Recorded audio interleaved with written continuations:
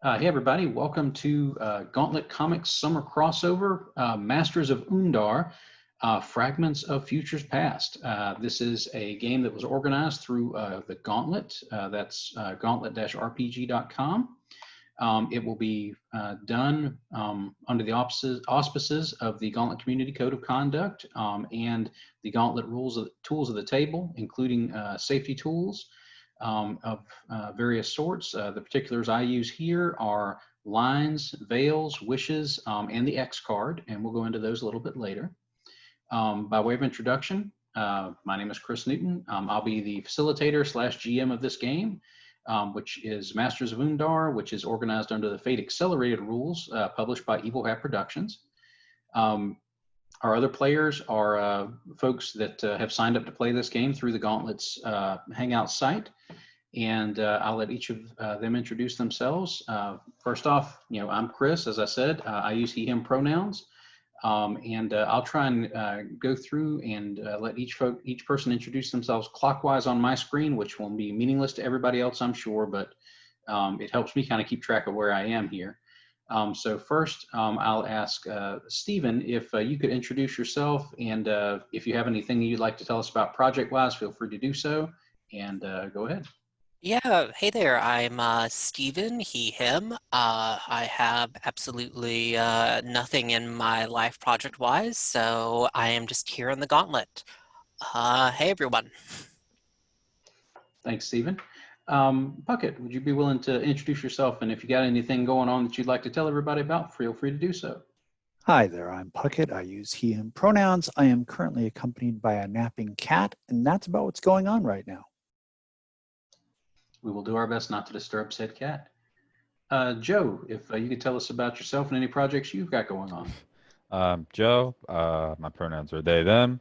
I have no projects. I mean, I'm watching a lot of Star Trek and tweeting about it. So if you want to follow me, at JO_CRAK. Star Trek live tweeting is super important, and I support you, Joe. Laura, if you could introduce yourself and tell us a little bit about you, please. Yeah, hi, I'm Laura, she, her pronouns. And in terms of projects, I mean, I'm on the Gauntlet, but I'm also helping my father out with one of his projects. It's called Ludoverse, the Ludoverse Lab, and you can find it at ludoverseblogspot.com. And it's looking at role-playing games in a classroom setting and how those can be applied to the classroom. Excellent. Okay, so we've got everybody set up to start Masters of Umdaar. I have the game set up here on a Roll20 site to help us keep track of character stuff and basically all sorts of little bits. I've got fate points that we can use, chips to use. I've got the fate deck to help us resolve tasks if we need that. And I've got some other things that hopefully will make Fate a little bit easier to play without a tabletop to post sticky notes on with all the aspects and stuff that we would normally have. First off, I'll kind of go into my safety tools explanation. We have a spreadsheet set up on Google Docs for each person to enter their personal lines, meaning things that they do not absolutely never want to see in the game, stuff that will just ruin the whole game's fun for them. And I have posted mine already. My lines in this game, as they typically are for most of my games, are sexual violence, child abuse, and domestic abuse. I'm not interested in seeing that stuff in my game or dealing with it as part of a game, because that ruins the fun that I might otherwise have. The second part of the safety tools that we use is veils, which is basically stuff that's we're okay with happening, but we don't want to necessarily go into that on screen during the session. So my typical veil for games that I do involves consensual sex.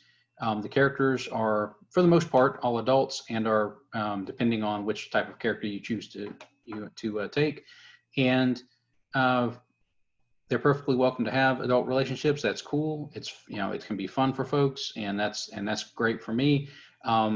I'm just not particularly comfortable with dealing with narrating that kind of the direct interactions on screen. We will do fade to black just like on your standard like network television show, and deal with the aftermath of whatever the relationships turn out to be.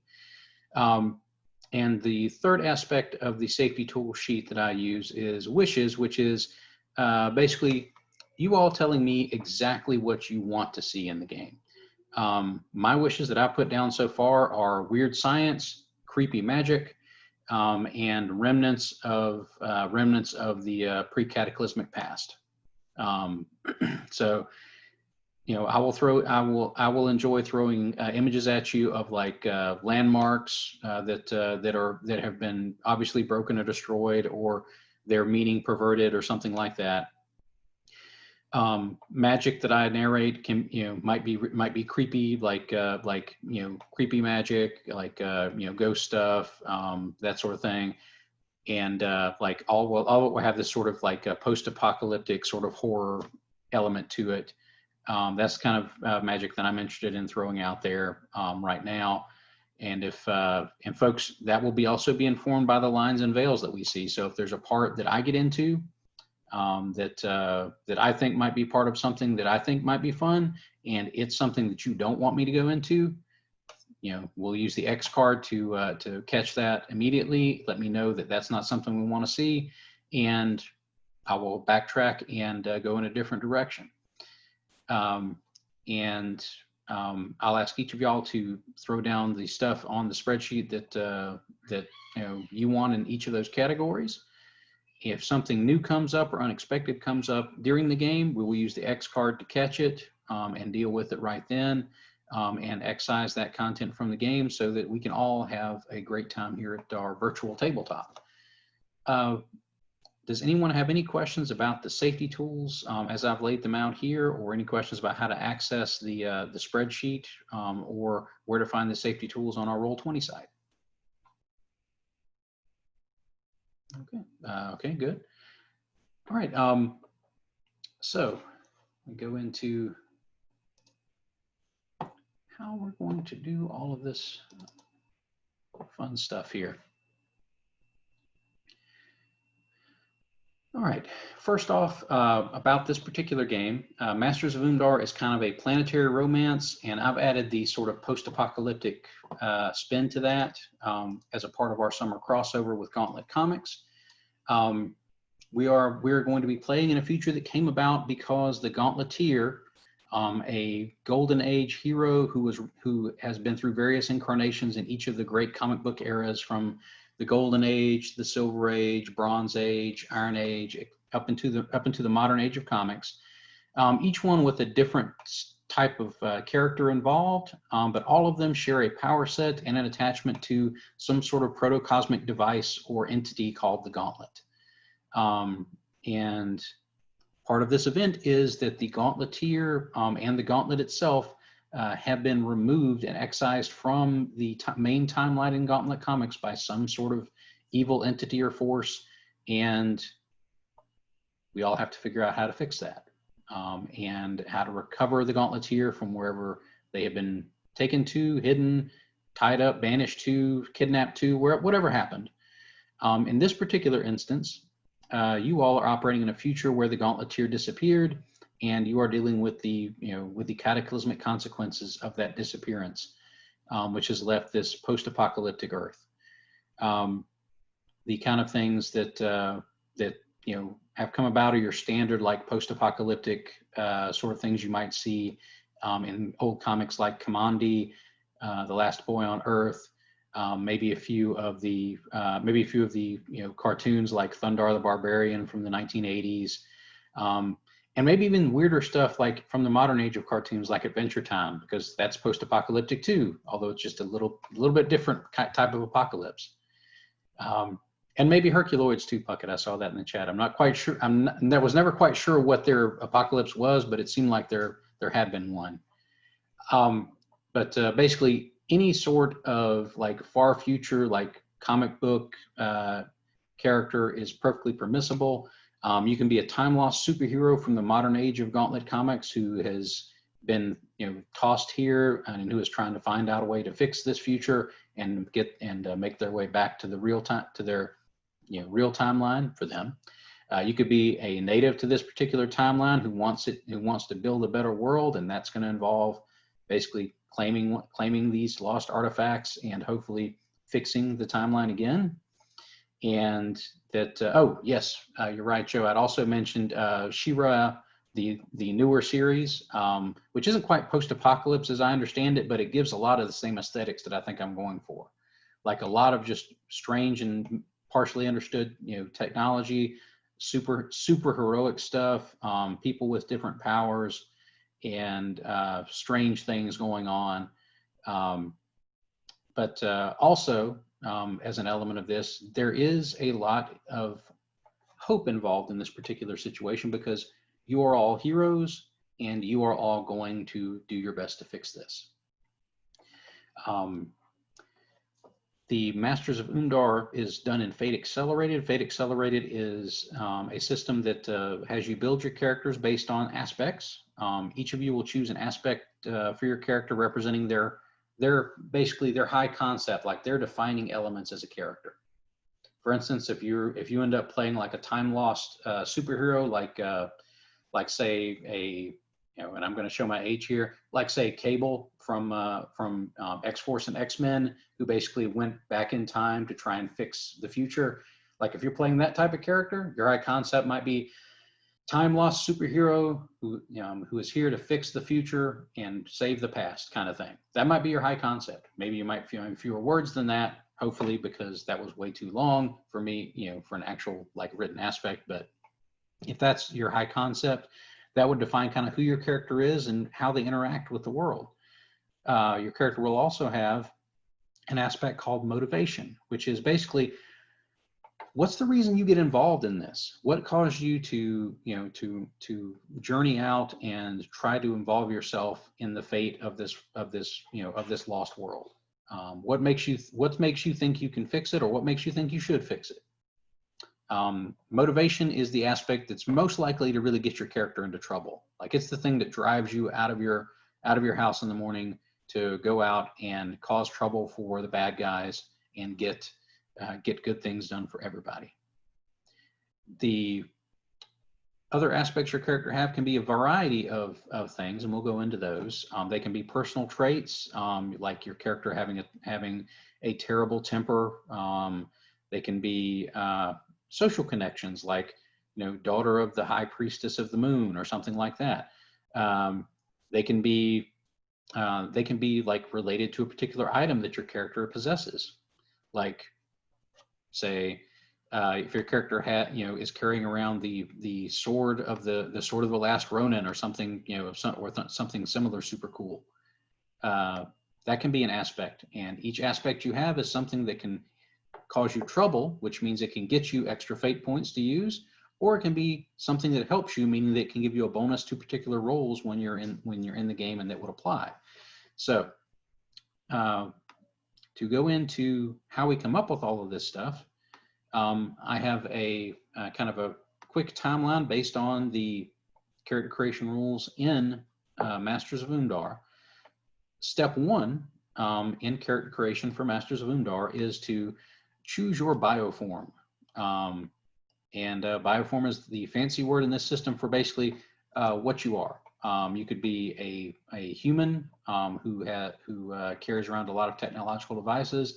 You could be a highly trained martial artist person who has no real powers whatsoever, but it's just like Shang-Chi or Bruce Lee or some other like super highly trained martial artist who is able to go toe to toe with just about anything because of their incredible skills. You can be a mutant from the future who has like a huge over-muscled arm that can enable them to do all sorts of cool stuff. You can be a cyborg who has like robotic parts that give them extra abilities. Anything like that, that's going to be kind of connected to your bioform. Basically the bioform is kind of what you are. And each bioform you can choose can suggest a lead approach to you, basically what you're probably going to be best at if you're that type of thing, based on the Masters of Umdaar. That's not determinative. You each get to set your approaches. The approaches in Fate are careful, clever, and I used to know them right off the top of my head, and now I have gone full blank. Sneaky, Yes. flashy, Yes. powerful, quick. Yes. And sneaky. Yes. I always I forget sneaky. It kind of it eludes Sneaks me. up on you, huh? Exactly. And you have numbers that you can assign to those approaches. You have one approach at +3, which is your lead approach. You have two approaches at +2. You have two approaches at +1, and one approach that will have no bonus. Because Fate is all about playing super competent characters, you don't have any approaches that are automatically negative. So the worst modifier you'll have as a default modifier for your approaches is 0.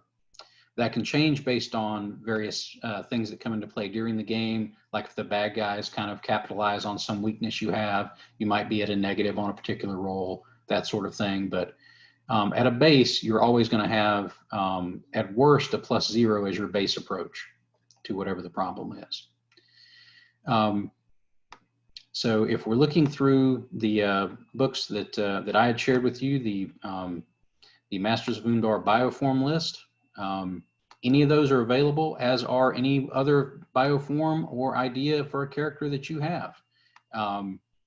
And some of the basic bioforms that Masters of Umdaar suggests are a being of pure energy, a centaur, which is basically half human, half something else, a robot, a chimera, which is a human with multiple animal features, with a humanoid with multiple animal features, a fungus or plant person, a standard humanoid, which can be anything from an elf to a classical orc type humanoid.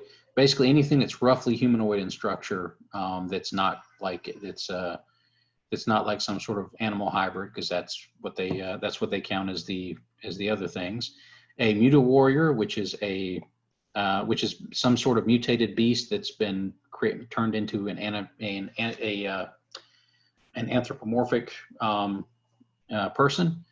A mutant that's just basically a regular person with strange features and probably powers related to them. A cyborg. An Amazon, which is basically like a human super warrior type person. Think Wonder Woman and the other Amazons of Themyscira from the movies. That's the kind of thing they're thinking here. And also undead, like you can be a vampire, a zombie, any other type of like undead creature. Like the options are wide open for the type of characters you want to be. And if any of you kind of already have an idea, I have opened up the characters 1, 2, 3, and 4 for each of you. I see some of you have already chosen character sheets. I can see Joe and Lionel have each chosen one. Stephen or Laura, which character sheet would you like to choose on that list? There's 1 and 2 left.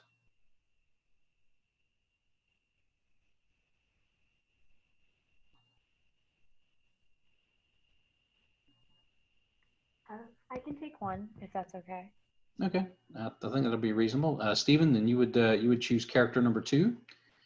And if you kind of open up the window there and go to the character sheet part, there should be some fillable things for you to fill out there with high concept and stuff like that.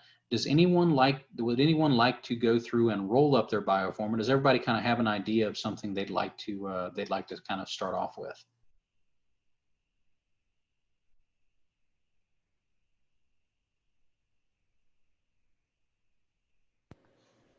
Actually, I was kind of looking at this, and I was wondering if it would be okay if I could do like a kind of cyborg praying mantis combo thing. I don't know if that's possible. It's totally possible. Let's see. Let me see what would match up and kind of give me a suggestion as to what a good lead approach would be. That sounds like it would be a kind of a Insectoid, right? Cybernetic insect. Yeah, I'm looking here. They've got a lot of different things here, but we'll just say cyber insectoid is what we'll call it. And let's see now, the insectoid part kind of adds a couple of options for you as far as your lead approach. So your standard cyborg, their lead approach is careful. That's their suggested lead approach. But with insects, that can be tricky because a mantis, if you're being an insectoid, their suggested lead approach is quick. So you could have either one of the, it would be perfectly reasonable for you to have either quick, which is kind of the speed and athletics based approach, or the careful, which is basically the slow and methodical and targeted kind of approach.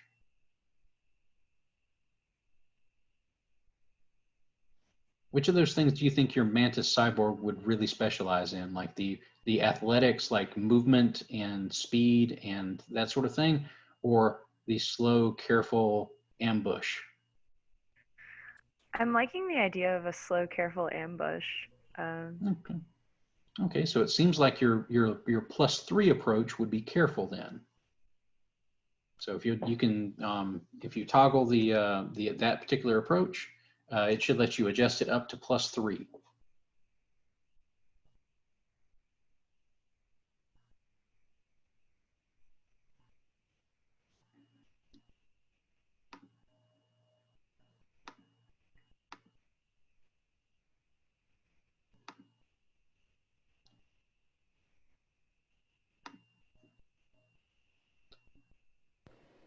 And if you're looking at, let's see, get back to my list of things here. Now, after you choose your bioform, the suggested next question to ask is, what's going to be your main role? Like, what they call it a class because that's usually kind of easiest for most RPG type players to think about. But really, the class is basically, what do you think your character is going to be doing? Like, what is your main focus going to be as far as your role in this particular adventure? And they've got all sorts of suggestions from, they've got swashbucklers, rogues, rune keepers, mages, hunters, psychics, battle mages, gladiators, high courtiers, illusionists, bounty hunters, paladins. Laura, what do you think? What do you think your cyber mantis would be? What would be their role? Do you think?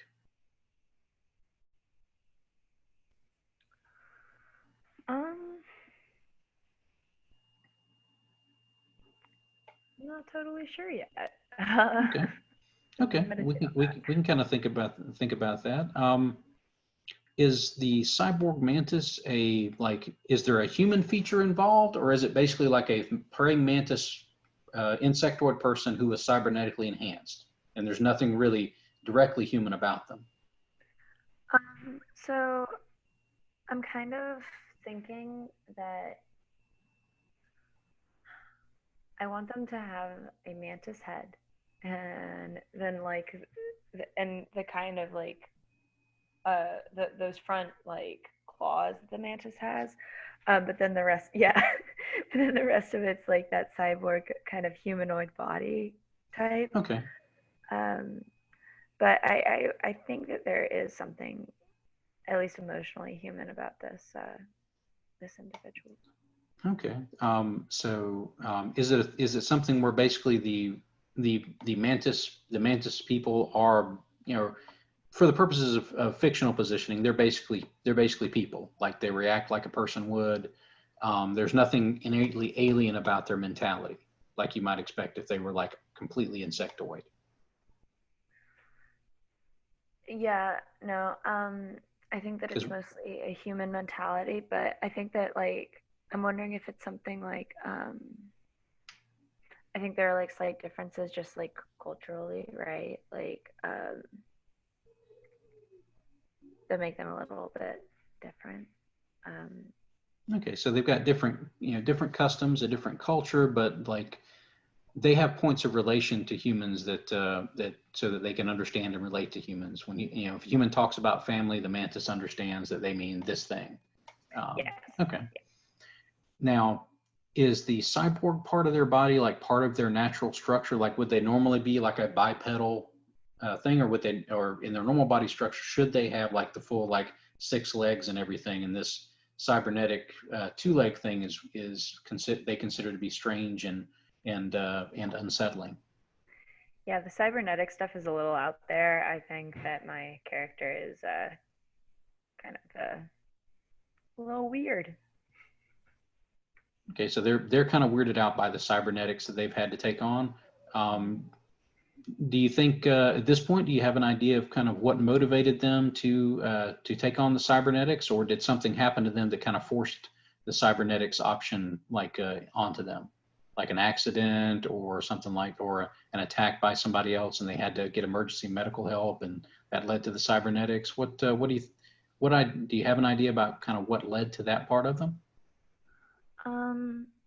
I was thinking that it was kind of forced upon them. I don't think that my character really wanted to become a cyborg, and they're kind of like dealing with the like fallout of that. So I think that some kind of accident happened, which then allowed people to be like, "Hey, we should make this mantis a cyborg." Was the technology like from your people, the Manus people, or was it technology that from someone else? I think it was from someone else. Do you think that that person was trying to be helpful, or was that person basically just experimenting? Experimenting, I think. Okay, so we might have a possible mad scientist type situation kind of floating out there as a story hook. Okay, I like that. That's cool. What sort of enhancements do you think you might have gotten from the cyborg part? Like, we kind of have an idea that the mantis is going to give you like this careful precision. So we've established that part. Like, what do you think the cyborg parts are adding? Like, or do they make the mantis faster, stronger? What do you think the focus was for the cybernetics? So I think what the cybernetics ended up doing was it made the mantis more sturdy, because I mean mantises are kind of spindly looking. So I think that these cybernetics made the mantis a bit more clunky, but certainly stronger. So they've kind of got this like spindly top, and then this kind of like big bulky bottom. But Okay. Now, they still have six limbs as a part of this structure? yes. Okay. So they've got like these 2 cyborg style limbs with maybe they look like humanoid limbs. So they've got like, one set of limbs that looks like arms and hands, and then another set of limbs that looks like feet and legs and feet kind of thing. Yep. Okay. Can they walk on the hands and feet kind of and make it so it at least makes them feel like they have their normal mantis body structure? Yeah, they have the option of using their hands, but they don't have to, but they do use their feet all the time.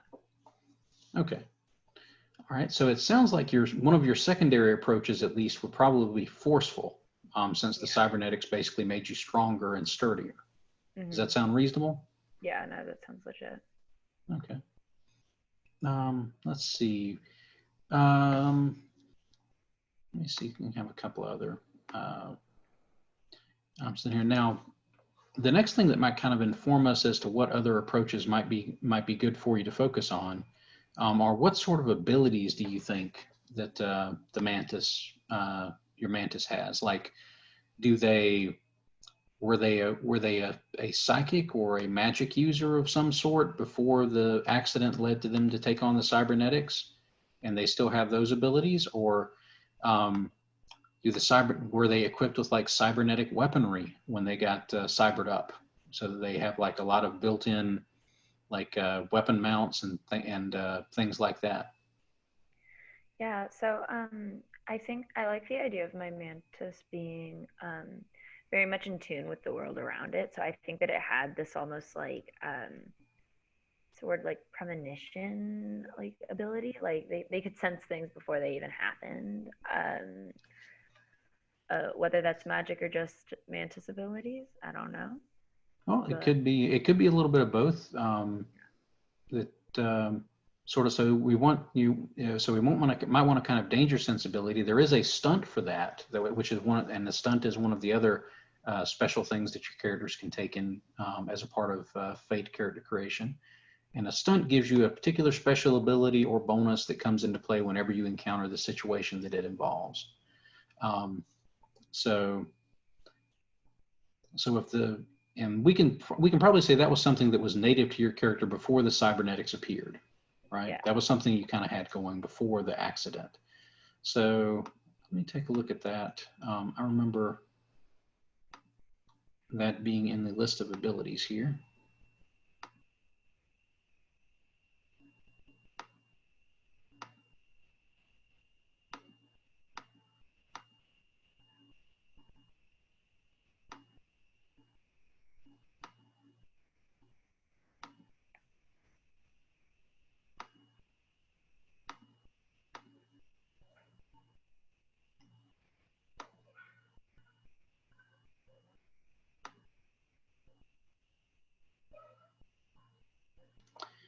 Okay, one of the stunts, which is listed in the powers stunt section of Masters of Umdaar, is called precognition, and it says you can sense when trouble is coming. Once per scene, when you carefully defend yourself against a trap or an inanimate threat, you can outcome surge the result of that roll, which means basically you can bump up the success or the result of that roll by 1 order of magnitude on the chart. So it can go from a failure to a success with a cost, or it can go from a regular success to a success with style, that sort of thing. Does that sound kind of like what you were thinking as far as your sort of danger sensibility? yeah, I think, yeah. Okay.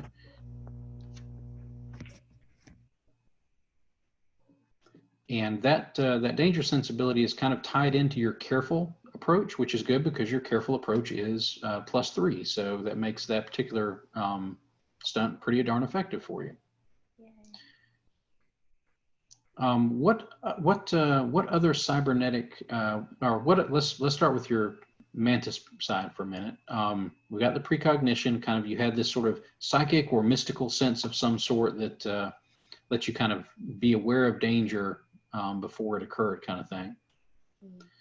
What other adaptions or abilities do you think your mantis creature had, independent of the cybernetics?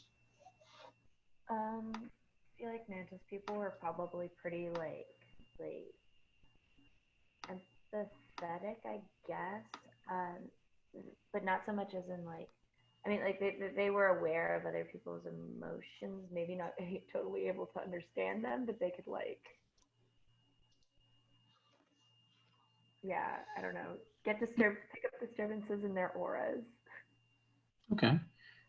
We might kind of get into that because that can be part of your second stunt. It sounds like you're leaning abilities wise towards some sort of psychic.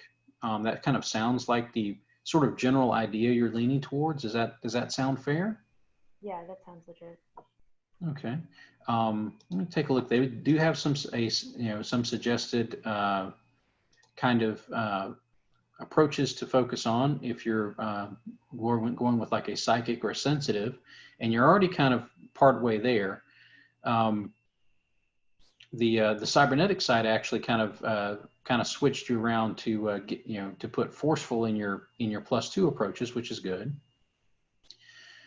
It sounds like your character might also want to look at kind of quick from the mantis end of things, because of the maybe the natural sort of maybe the natural reflexes of a mantis might enable you to be have like at least a +1 in your quick approach, I would think. Yeah, that's what I was kind of thinking. Okay. Now, as your other +2 approach, the other thing you're focused on beyond forceful from your cybernetics, What else would you think you'd be really good at there? Is that where your quick approach is going to go, your other +2? Or do you want that to be like sneaky or flashy as far as your approaches go? Yeah, I'm wondering. Or even clever? Yeah, I'm wondering if it's either clever or quick, and I'm not sure which one to go with. Because like I could see it be. Actually, I'm wondering if quick would make more sense. I was wondering if maybe it would be clever because like you could download, I don't know, a database into the cybernetic part, but my mantis still has its head. So I don't know. Oh, we could have all sorts of, cybernetics can be all sorts of like neural wiring too. The robot parts might not be completely, separated from your organics, depending on how you want it to be structured. But quick is a perfectly legitimate take on your other +2 approach. Clever could work there too.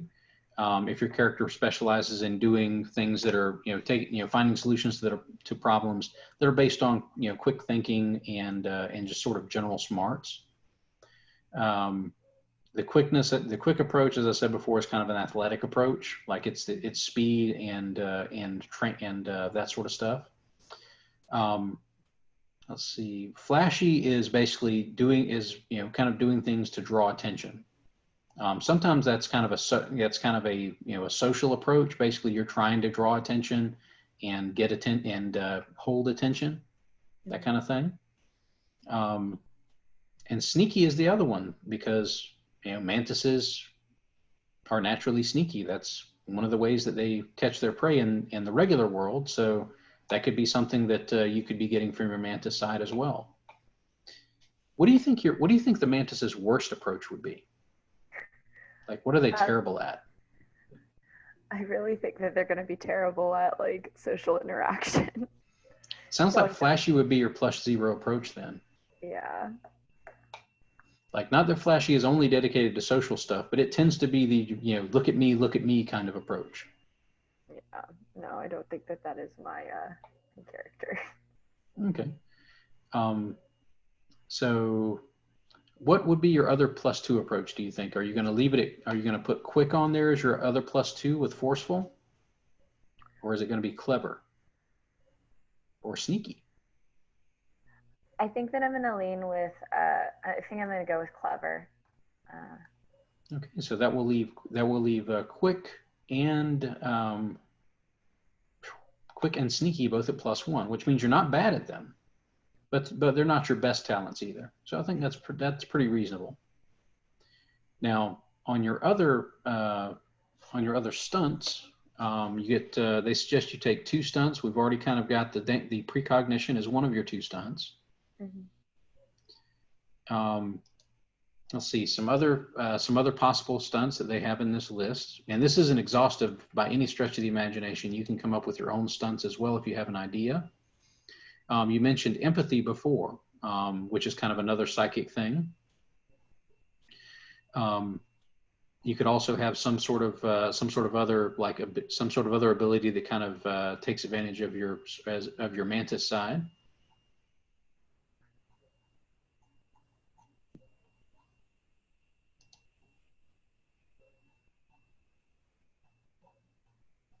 So let's see here.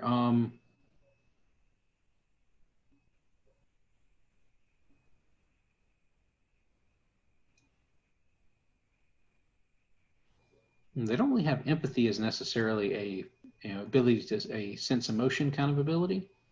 They have mind reader, but I don't think it didn't sound like you were necessarily looking to go that far.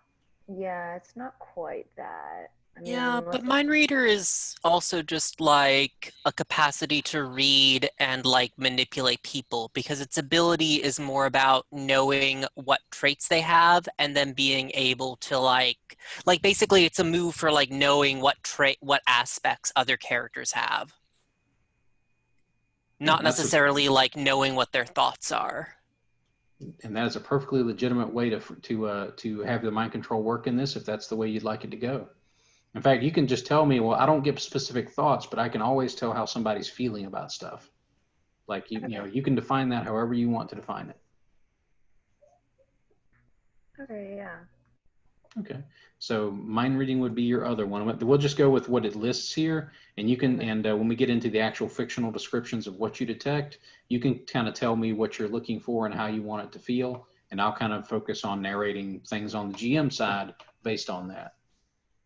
All right, very good. All right, and I think, let's see, and now after we've got your that stuff done, now we're looking at creating your high concept, which is your basically who and what your character is, and your motivation, which is basically, you know, why you're getting into all this trouble, and why you're leaving your community to go out and hunt down these strange artifacts in the hopes of saving the world. So we know you're a cybernetic mantis, so that's probably part of your high concept, right? I would think so, yes. So so probably like psychic cybernetic mantis. Let's see what I don't know, kind of think about what else might kind of be a defining element of your character as far as that goes. We know at least two things about your character that are pretty central so far, which is your psychic abilities and the fact that you're a cyber mantis. And the other thing to think about is what's going to get you out of the house to go hunting down these artifacts and competing with all of these other, like, you know, super powerful warlord, you know, types that are referred to as masters in this particular system. And I'm going to kind of bounce around to some other folks and kind of see if I can, you know, see if any of them like, you know, have any ideas, and then we'll kind of come back around. Let's see.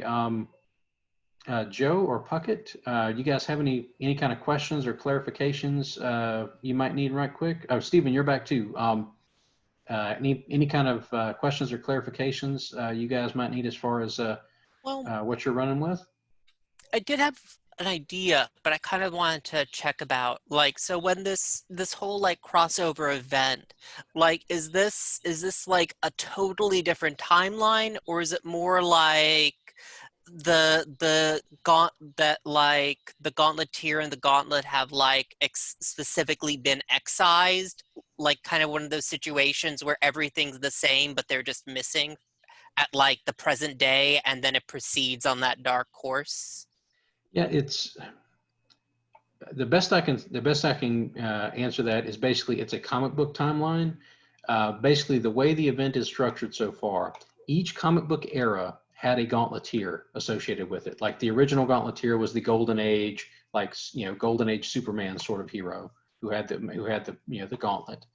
And then a new wearer has taken up the Gauntlet in each age of the Gauntlet comics timeline.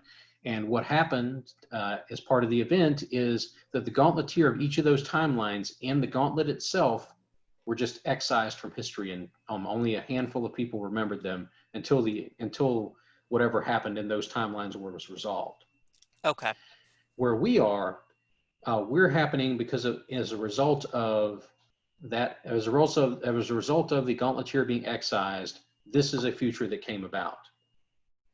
Because it's a big comic book crossover event, all of these comics are happening at the same time. So the folks that have read, if you were looking at this as a comic book timeline, the folks that are reading all the event comics that from last month are also reading this comic to see kind of how things shape up in this dark future, and whether the dark future will be redeemed or whether the dark future will, you know, continue to be dark and crazy and wacky and you know, and bad.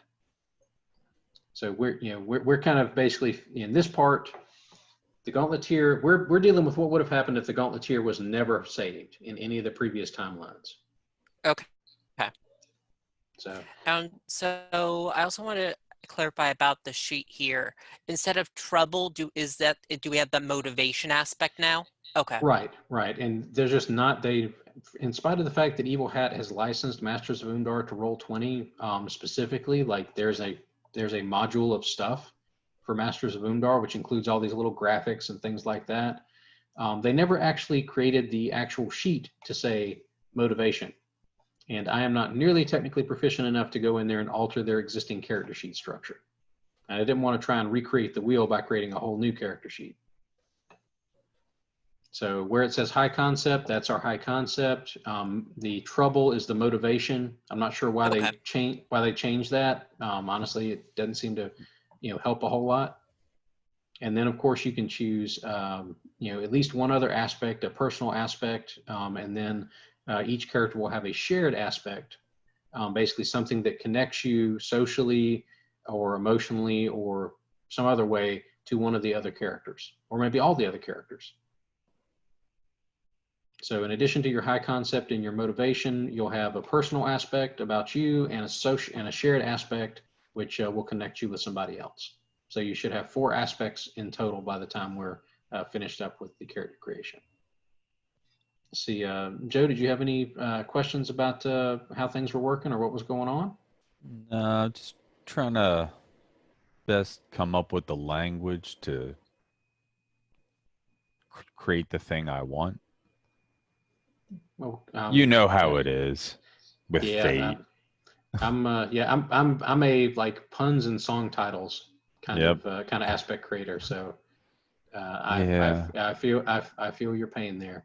Yep. If you want to throw it out there for the group, I mean, we can all kind of. All right. So her thing together. Is, am I muted? No. Okay. She's a time displaced jungle protector from another planet. The planet Solara, protector of the venomous paradise. Okay, that sounds awesome. Number one. Yep. If that's not your high concept, it damn well should be protector of the venomous paradise. Well, that sounds amazing. It was in the description. I'm like, time displaced jungle protector of the venomous paradise. It got wordy, but no problem. No. That's too awesome to leave out. Well, that's because like the motivation was like I must recover the stolen heart of the venomous paradise. So I was like, I don't know if I need it twice. You know what I'm saying?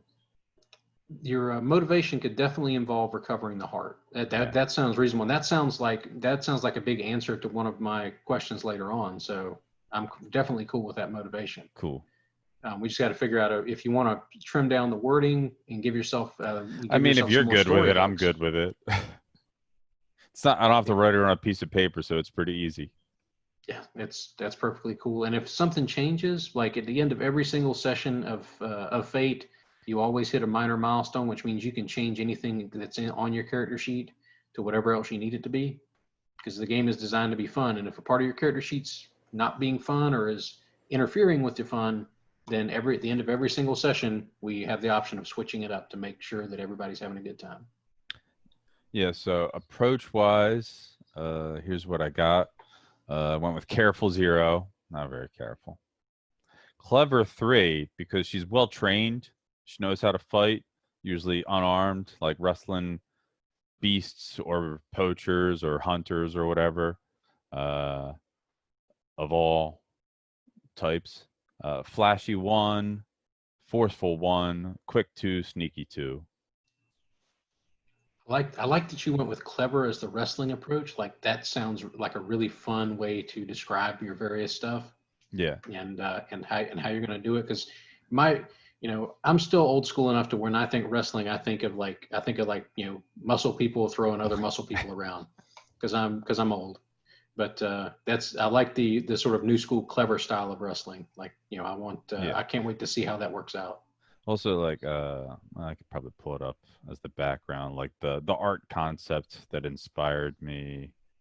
Is it like Shauna the She-Devil? I mean, like that's some of the inspiration, but this one specifically for like I made a little virtual background for myself. Oh, cool. Or like she's got like also like a swashbuckling type person, because she's time displaced, so she's like, oh well, I guess I got to learn how to fight with a sword on this planet. Oh, here's a blaster. I know how to use this. But it's like it's point and click. How can you not? Yeah. It's like the clever of like, oh, I'm like in a sword fight with them. Okay, I got to watch them, see how they move, then lunge for the opening. So I love that Zoom background, by the way. Yeah. That's gonna be super distracting, but I love it. I do this for so many characters. That's right, Pocket. Taskmaster type stuff. Yeah, so it sounds like one of her stunts might be related to her ability to pick up skills quickly. Oh, that's a pretty good idea, right? Like I was looking at the claws thing because like she doesn't need weapons, but like she'll use them. But yeah, You could always is that a stunt or an aspect? those things are actually stunts. Okay. And you can reword them however you want to. Like the claws. Yeah, yeah, The big thing about claws is basically you're never effectively you're never unarmed. yeah. So that can literally be, I'm so good at improvised weapons that no matter where I am, something here will let me beat the snot out of you. Okay, cool.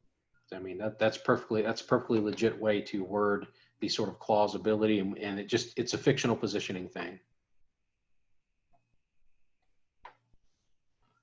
All right.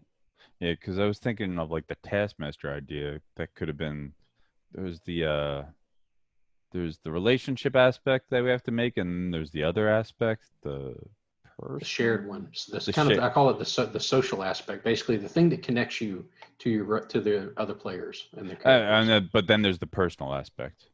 Right, and that's something about you in particular, like Yeah. a trait, something interesting that you carry around, a cool personal detail.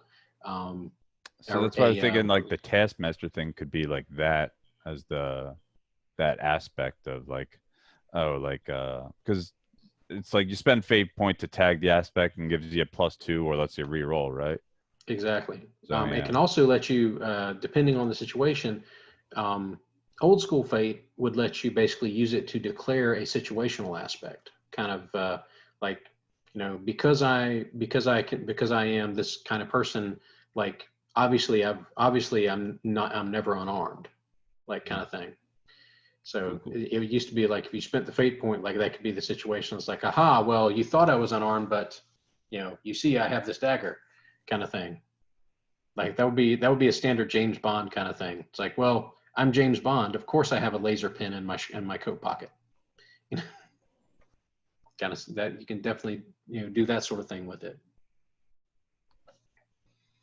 Yeah. Okay. So for like on the character sheet, we just write the stunt name. Mm-hmm. Yeah, and we can.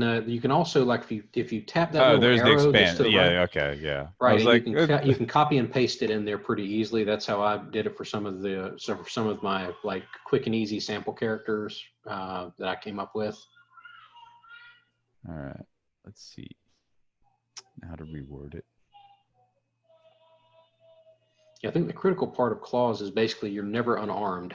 Yeah, like that's the thing that I was going for, like either through skill or whatever. Uh, should it still be the forceful approach? Well, see, that's the thing. You can trigger it to most of the time when when this system talks about flashy or fencing, it means flashy. Mm-hmm. But that doesn't necessarily have to be. It could be based on quick for you. Okay. Or even sneaky, like you always have a weapon close at hand because you're sneaky. That sort of thing. Most of the approaches here are kind of suggestions rather than anything, and it's perfectly legitimate to change them up. You just have to kind of remember that when you use them, that's the thing that you're focused on. Yeah. Just looking at the descriptions, like, all right, how can I twist this? Yeah, like the same principle is like for the laser punch power. Like you're never unarmed, and you get +2 to quickly attack people. In a particular situation.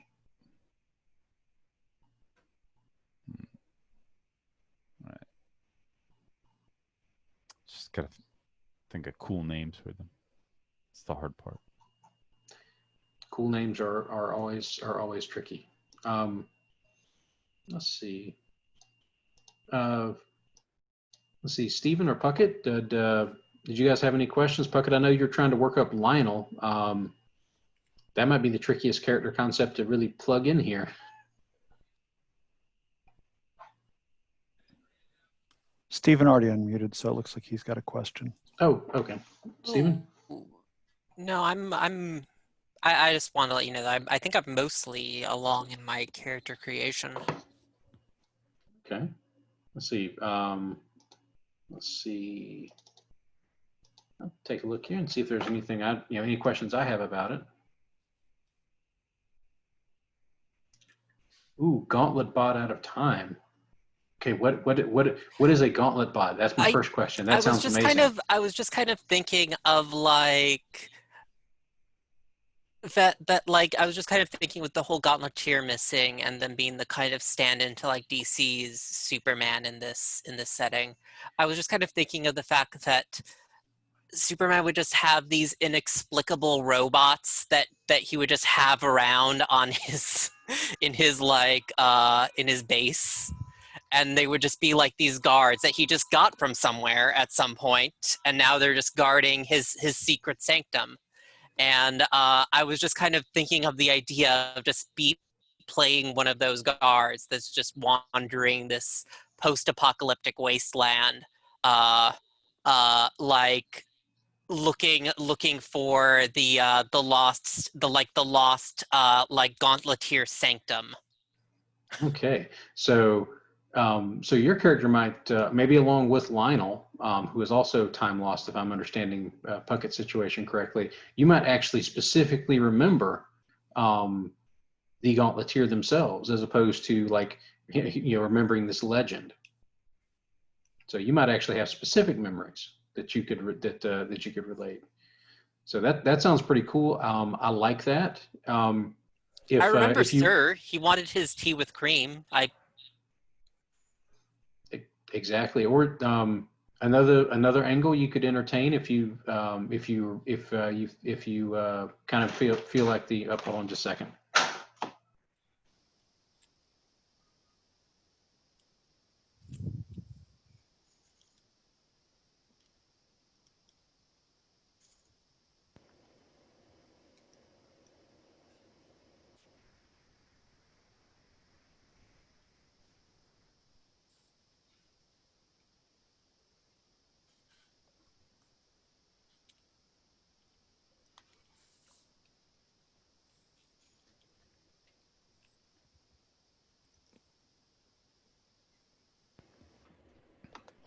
Okay, sorry about that. I had to have explained to me what TV show that the youngest was watching in detail. So hold on just a second, guys.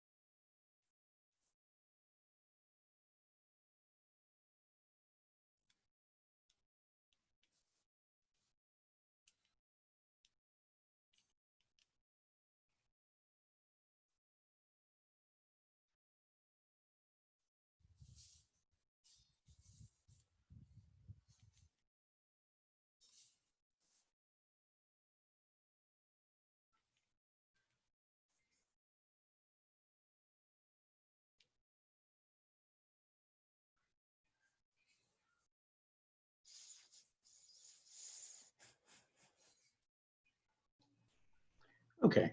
Let's see. Stephen, where were we just a second ago? Sorry, I got get distracted. You were saying something about an alternative idea or something.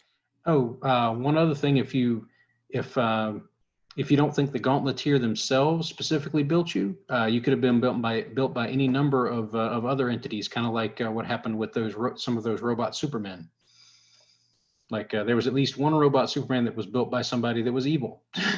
And I think probably some others. I don't know enough about the Gauntlet city universe to know who, but I assume probably somebody else built me rather than the Gauntleteer.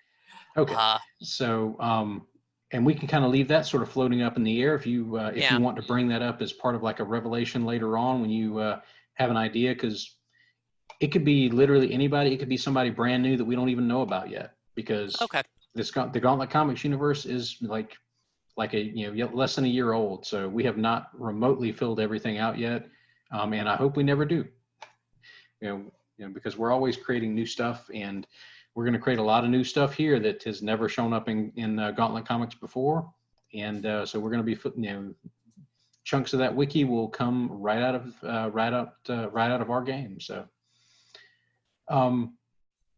let's see. So you are some sort of like robotic copy of what era do you think the Gauntlet bot that your Gauntlet bot was created? What comic book era was it? Like an Iron Age comic, so they look sort of like gritty and scary robot, or was it Golden Age, so they look like, you know, really pretty and shiny and but clunky and only vaguely humanoid? Like,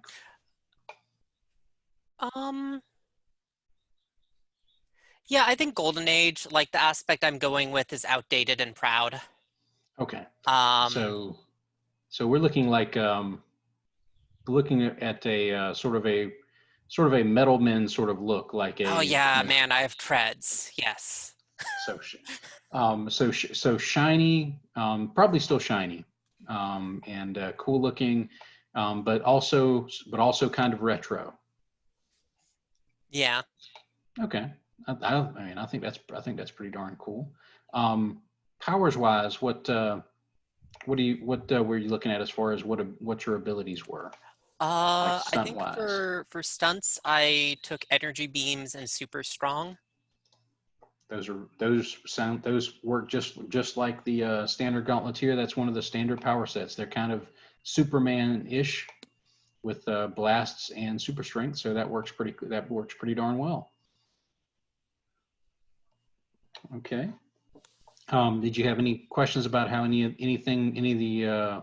the approaches might work, as far as which ones you wanted to focus on, or?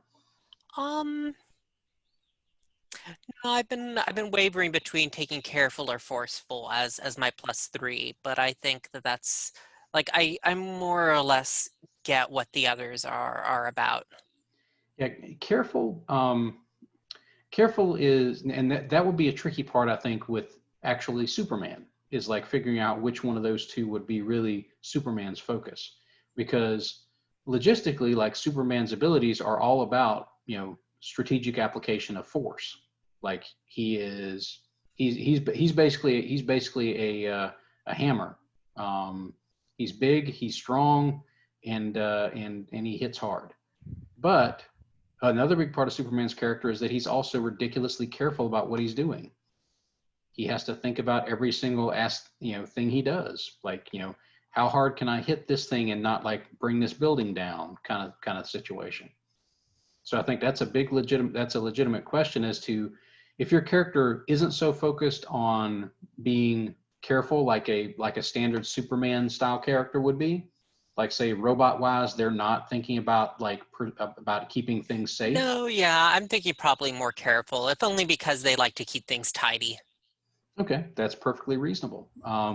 And the only time that could come into play is if, when we're dealing with the new situation that can come up in a Masters of Umdaar style game, which is called a cliffhanger. And that situation involves basically mapping out effectively what it amounts to is a death trap, that you have 5 exchanges to get out of, and you have to roll 3 successes in 5 exchanges. And how easy the successes are to get depends on the approaches you use. So we can definitely, and that would be the only time when I think the really line between approaches really comes into play all that much. And even that's sort of fluid. So, you know, the approaches are designed to be sort of open-ended. And I think, you know, the way you've described it, careful works great. And I think I don't have any problems with you, adopting that as a main approach for a super strong person.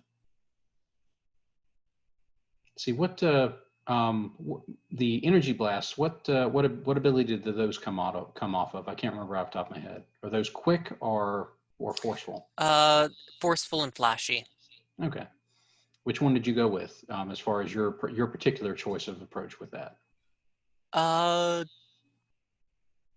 I think that it didn't say that I was supposed to choose. Just I think it's just basically like what it's really more of a descriptive thing. I think, like, what it's going to look like. Like, if it's a like big showy, like Superman's heat vision usually yeah. isn't super big and showy. I thought that the wording of the move meant that I could use it either like forcefully, like blast it, or flashily, like do something fancy with it. Is what I Right. thought that meant. Yeah, yeah. I think that's what it means. Yeah, I'm looking at it the way they worded it now. Yeah, so it just depends on basically what you're which way you're going as far as what you're doing with it. Yeah, but I think that in terms of the thing I'm choosing is it's kind of like classic like comics energy beam of light that I think I'm just kind of now taking this along. I think I have like one hand that shoots energy beams and the other hand that's a vacuum. Not like a powerful vacuum, but just for like cleaning up dust. Oh, that's amazing. Do they still kind of look like robot hands, and the fists sort of absorb into your arm, and the other Like it's attachment like comes robot out? hands where like the palm is like where the energy beam shoots out of, and then like it has just like metallic claws coming out that like grip stuff. That is awesome. Okay, I think that's got you up to the kind of the point where we'll get into the shared creation. So I'll check in with Puckett, and then check in with Laura again and Joe, and I think we might be in good shape to move on to the shared aspect. But when are we gonna be doing just like to check in because for like a break? Oh gosh, yes, we're at 9:15 now, or 9:18 actually by my computer clock. Let's say we go ahead and take like would folks be comfortable taking like a 10-minute break now, and then we'll come back and jump into mopping up any questions you guys might have in the first part of character creation, and then moving into shared aspects. Would that be cool with everybody? Okay. All right. Let's come back at 9:30. We'll make it just around 9:30, and then I'll see you guys then.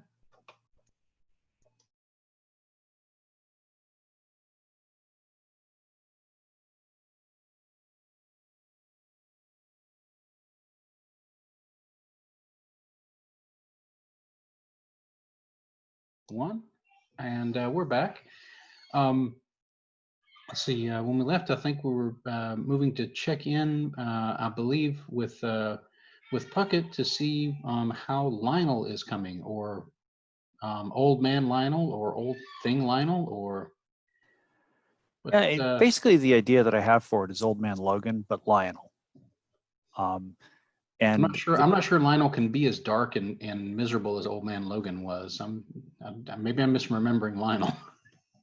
I mean, what I'm imagining is that Lionel kind of got stuck in the capybara formation of these sentient metamaterials and stayed that way, and didn't get time shifted or fall through a time hole or anything like that, but instead lived through the apocalypse and has endured every day since. So hence Old Man Lionel and the frustration that goes along with it. When I was looking at it as troubles, as opposed to motivation, I was thinking long life means more enemies in terms of a trouble. As it is with the switch to motivation, it seems that the motivation of I have to find a way to set things right or something along those lines makes more sense. Now, my idea for a stunt, and let me know if this is too much, along the lines, I basically selected Bounty Hunter because it focuses on clever, and Lionel was always clever. So my thinking there is something along the lines of, you've read The Authority, right, Chris? Oh yes, probably more than I should. Okay, Midnighter. I've already fought this fight a million times in my head. Something along those lines, but I'm not sure how to put that into a stunt. Oh gosh, I've had a character who actually played in another game I was running who played a alternate world version of Midnighter, and the way I worded that stunt was once you can do it one of two ways. You can do it like this: once per session, because you've already fought this fight a million times. You can declare a situational aspect based on your knowledge of their tactics, and get one free invoke on that, and it stays in place until they do something until they manage to do some overcome action to get rid of it. Okay. The other way is whatever your lead approach is, clever would probably be the most appropriate for this, but maybe careful. Whenever you carefully or cleverly, whichever one of those you choose, create an advantage against an opponent based on combat tactics, you would get +2 to that roll. So you could do it either one of those two ways. One of the ways is basically you get to create you get to automatically create an aspect and not worry about the danger of having to actually roll something and have someone oppose you. The other, you don't have to spend a fate point to do it, but it does take up an action.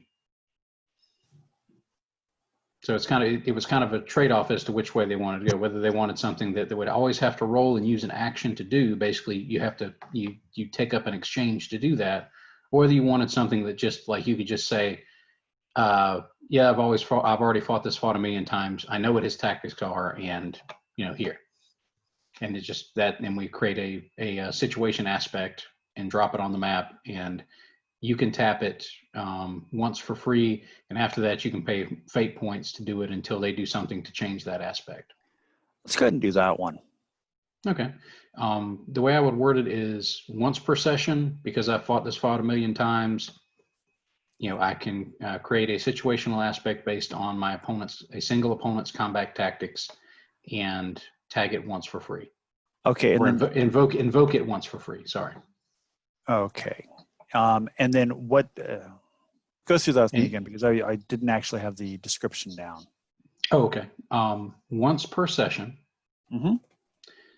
I can create a situation aspect for free. Yep. And with one free invoke against an opponent relating to their combat tactics. Okay. So, and that aspect can be whatever you want to word it about based on the opponent. It can be always leads to the left, constantly puts the right foot forward. Center of gravity is always too high. Like it can be something as straightforward as that, or it can be something like complex, like always strategically highlights the left wing of their army or something like that. Like it can be something crazy complicated or something super simple, depending on how deep Lionel wants to dive with that particular aspect. Got it. And that aspect stays true until they do something to fix it. So if they notice that you're countering everything they're doing based on their right-handed combat style, then if they roll an overcome action, they might be able to do that Princess Bride switch them up. Okay. I am not left-handed kind of thing. So I don't need to tag an approach with that, correct? Right. It's just it's one where you can just create that situational advantage, but it's something that they can just roll to overcome, and because of the way it's set up, like there's not really anything for you. There's not really a good way to oppose them overcoming it, if you understand what I'm saying. Okay. Like because the situational aspect is based on you recognizing their tactics, and if they can see after the first exchange or so of you using that oh, he's always countering me when I do my standard tactics, and they switch tactics, then that aspect becomes no longer true, and you'd have to deal with the new situation. So that's the kind of risk of using that format for that kind of stunt, as opposed to a Midnighter style character, as opposed to using it for an approach. Right, because if you tie it to approach, it number one, it ties up an exchange, meaning you effectively, the way it would fictionally operate is you have to study them for an exchange and watch how they respond, because who knows if this particular version of this person is still operating the way that they're supposed to in your history, that kind of thing. But it does, in that approach, it sucks up an exchange. That's not a really big problem. I mean, rolling a move to create an advantage is not a big problem, but it does take up your exchange in that particular situation. Okay, so how does it get worded if we go ahead and tag clever with that?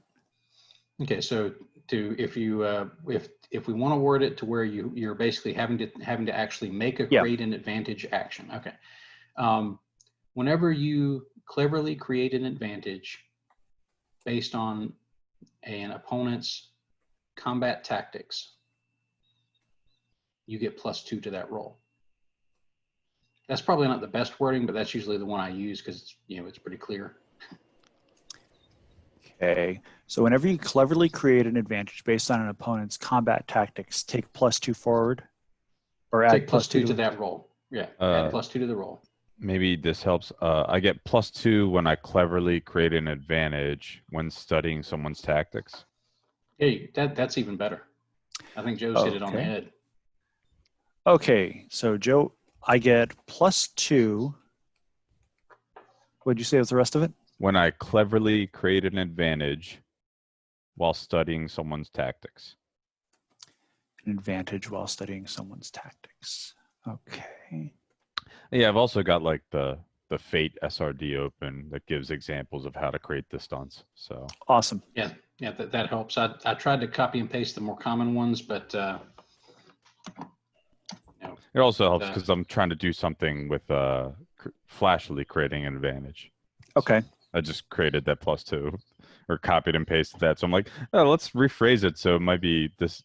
I don't know. Hopefully that reads easier for you. Yes. Okay. So, and we do 2 stunts, correct?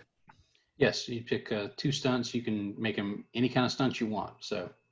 So my second thought on it, considering that Lionel had absolutely no compunction with running in head first and literally charging people, was that something along the lines of living weapon, where it uses forceful to create some sort of attack, because it doesn't have anything to do with finding a weapon at hand. It's that Lionel is in fact a weapon.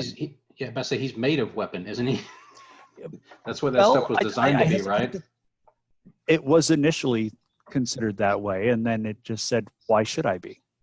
So this is the problem with metamaterials that are sentient. When you put them, when you get enough of a mass together, eventually it starts thinking for itself, and then it stops answering your question.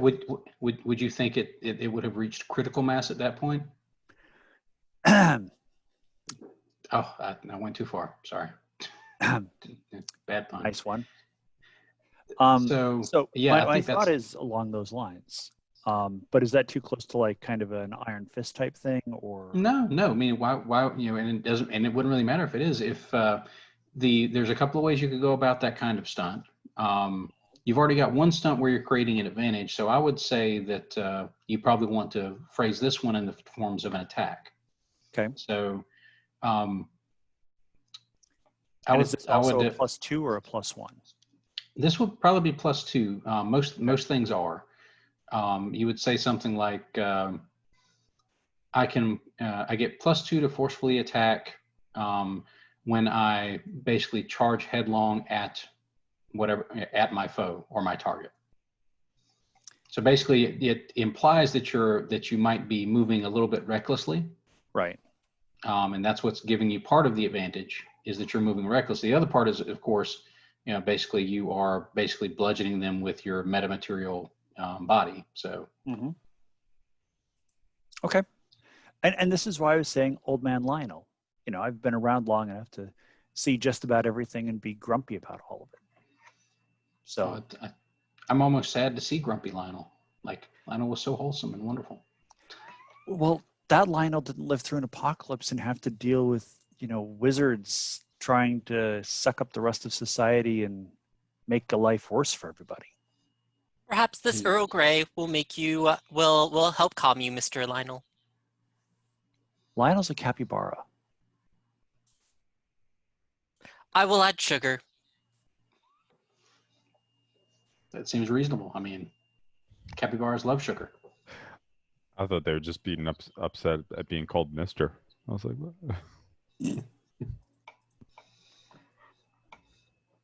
That's right. Lionel used they them pronouns. Was that initially?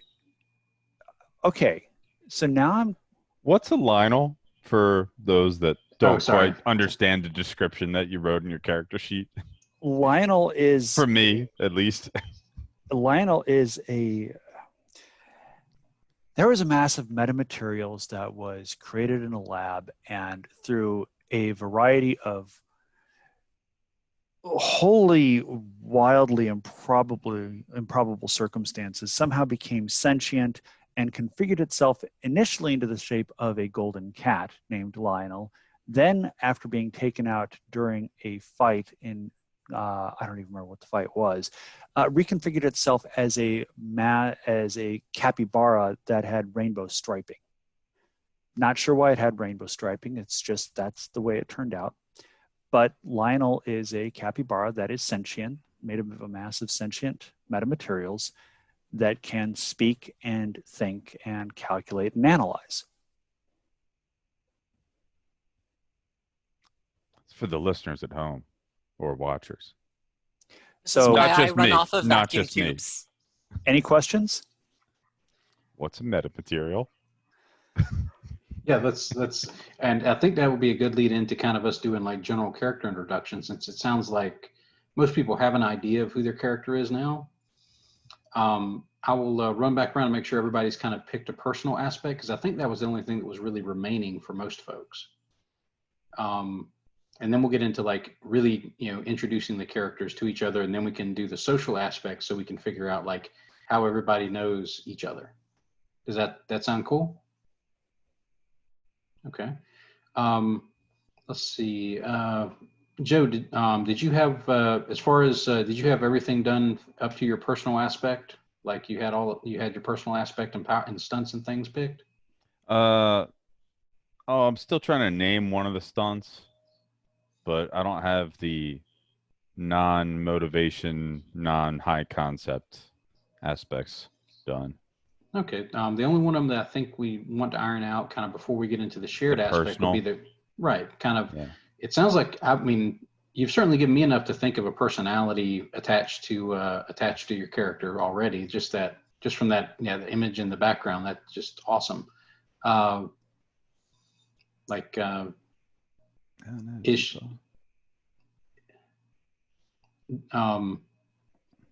is is she boisterous? Is she withdrawn? Does she have some sort of magic saber that she stole from somebody that she uses to sword fight with? Like, I do like the magic sword idea, but then like I have that whole stunt that I'm like, I don't really need this weapon that I have then. oh no, it gives you, the weapon could give you an extra aspect to tag if you needed Yeah. a bonus. When you're in a sword fight. I mean, Let's see. I was trying to it think never of hurt. your weapon, personality trait, your station, physical. Yeah, you could always have an enemy, basically, like an enemy or an ally that is not one of the PCs. Let's come up with an enemy. Heck Nemesis yeah. in every port. Yes, there we go. Gosh, that. Oh yeah, totally. A bounty out on her head. Oh, okay. A time bounty. Oh, a time bounty. All right. Who puts out time bounties? I'm going to have some questions for that. It's rich people. Really rich people, man. Oh gosh. Do you think she might? I think of the rich people that might put a bounty out on somebody who protects wildlife. Do you think it's like some sort of menagerie collector, like some sort of transdimensional like animal collector group who just rich and likes to steal animals from various planets and realities to put in their private little zoo? I'm gonna go look at the. Give me some time. I'll go look at the Gauntlet thing and choose one of them many. Are there any supervillains listed there? We'll choose someone from that. There's a bunch of supervillains. If you're thinking rich people, I know there's the Solomon Industries people. Xander Solomon was the one from the Golden Age. I remember that specifically, but I'm sure it keeps going. I'm thinking someone like Paula Brooks, like the Golden Age Huntress, where she like had this whole menagerie of people, heroes and animals that she wanted to collect and display. That sounds super sinister. So maybe it's not a bounty, but this person's totally hunting me through time. Are they hunting you because you've interfered with them, or are they hunting you because you're the most dangerous game? I mean, both in their minds. Like, okay. One, clearly, I prevented them from getting me and or something else. So that's how an enemy is formed. So, Okay. let me find a random name generator.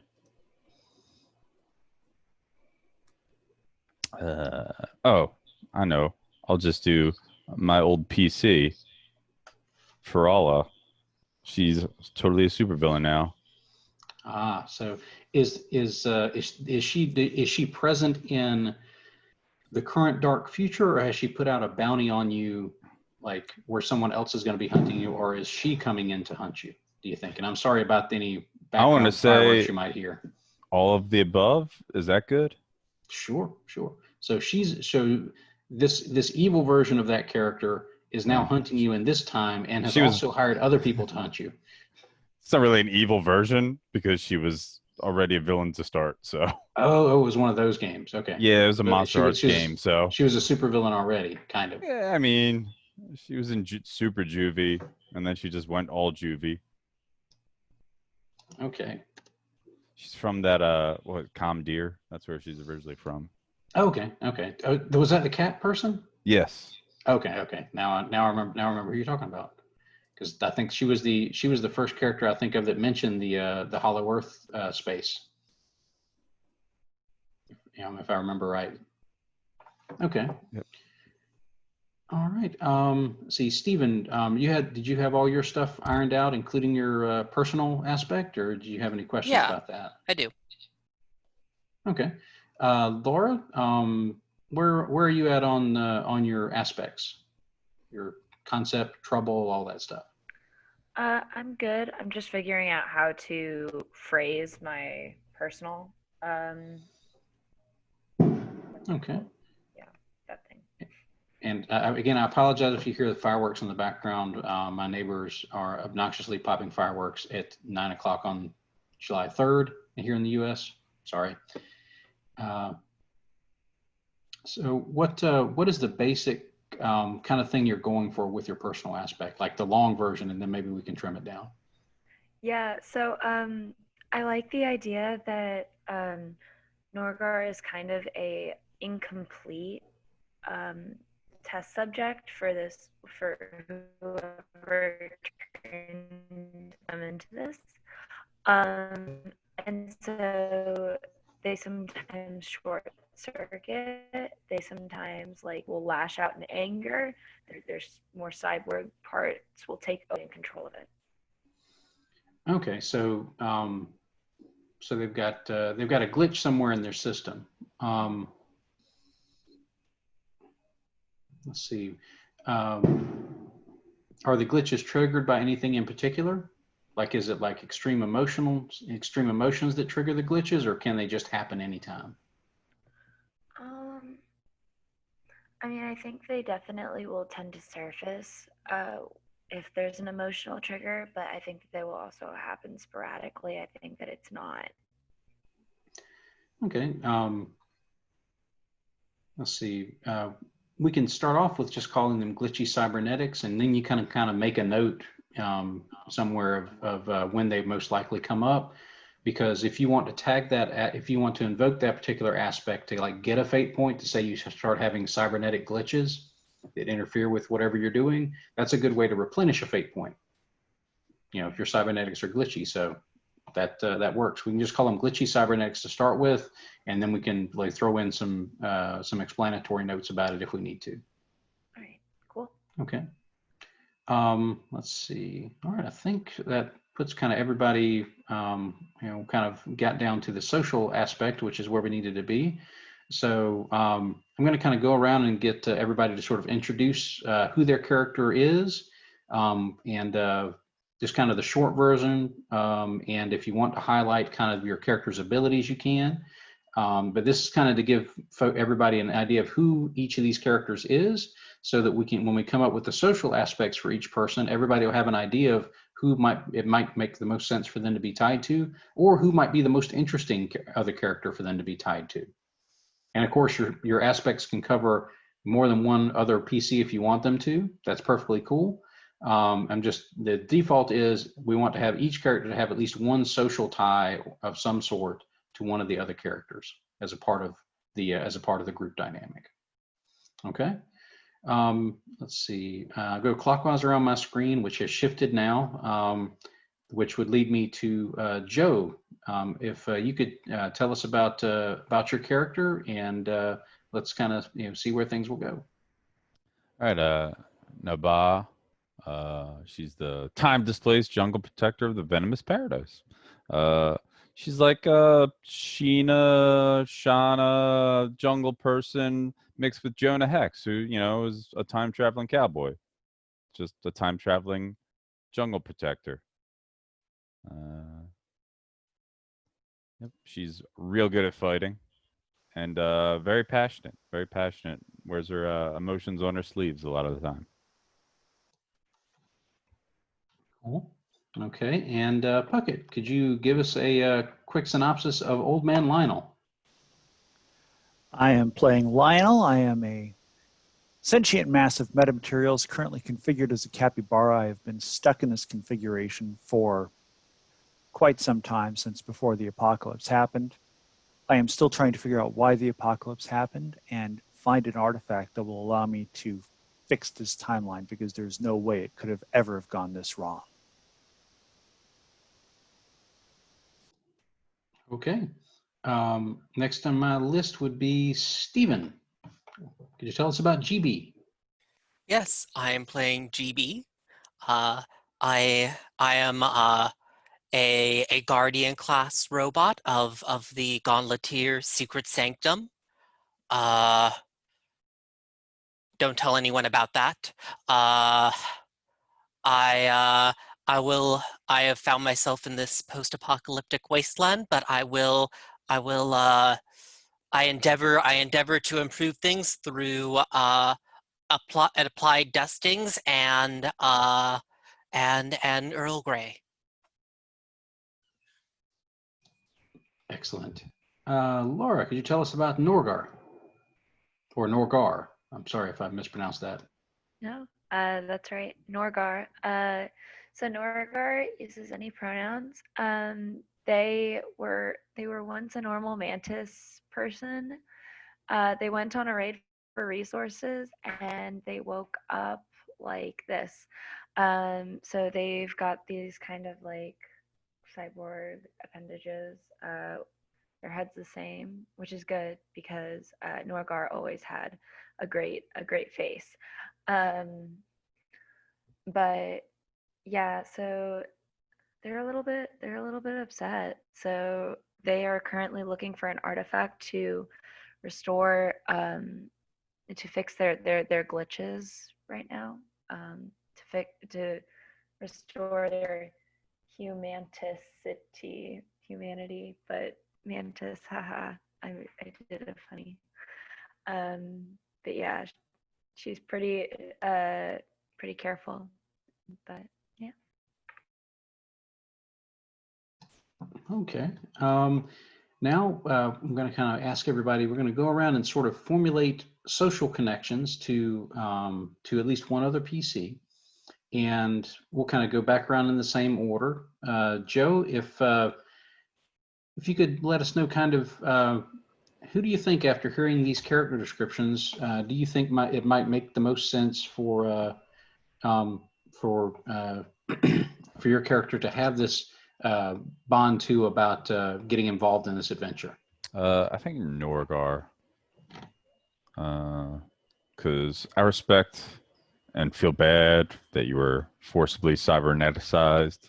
Because I get along with animals, more so than people a lot of times. Because I'm jungle protector. We got insect people in the jungle, so I'm like, yeah, I'm there for you. Okay, and Laura, do you think Norgar would be down with that sort of connection? Oh yeah. Norgar's happy for anyone who will listen to their tales of woe. Okay, so Joe, how do you think that aspect would be worded? Like, is it basically you're Are you pitying Norgar and trying to help them because of that pity, or is it some sort of actual, like a deeper bond that you think that that has been forged with them? I think it's deeper than pity. That seems insulting. I feel for Okay. them. Okay. How do you think a good way to word that particular bond would be? Oof, wording. Yeah, that's the trickiest part with them. There's no good examples other than relationships. Let's see. We could I do guess something. like a sibling to me. It's my Yeah, I mean, that could work. Norgar, would that kind of be cool with you? Okay.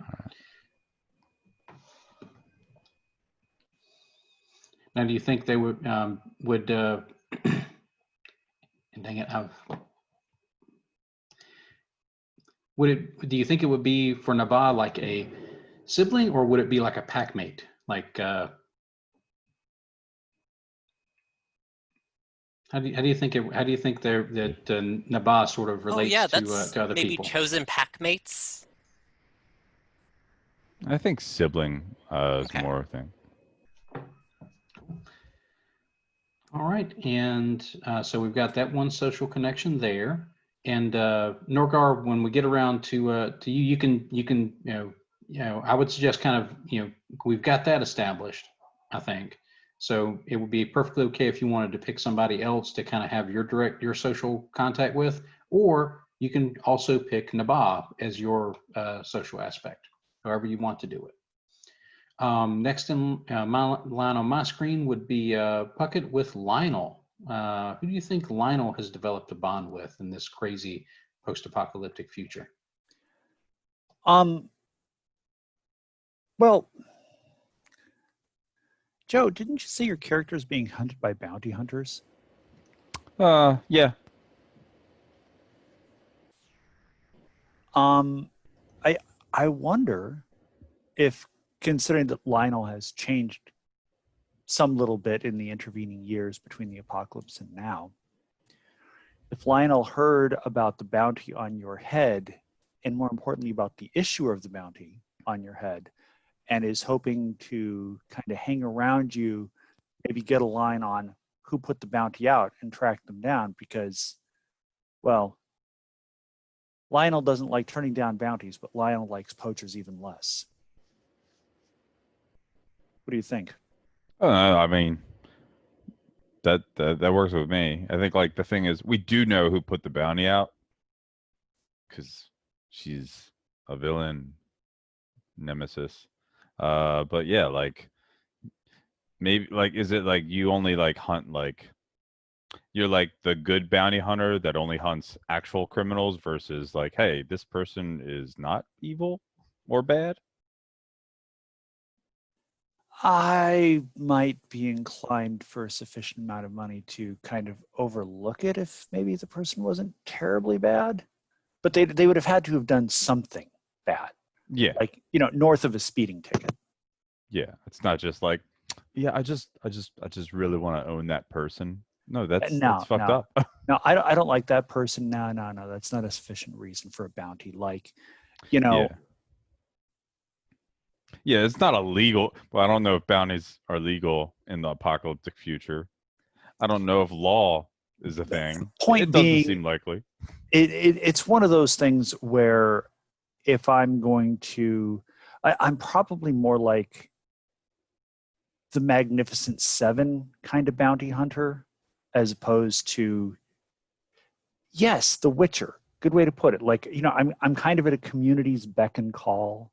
So a community can say, hey, we've got these bandits that are like stealing our food. We need some help. And it's like, damn it, I'm going to get paid with a plate of beans and rice again, aren't I? So I'm always broke, but it's because I have a conscience still, damn it. Consciences aren't cheap in the apocalypse.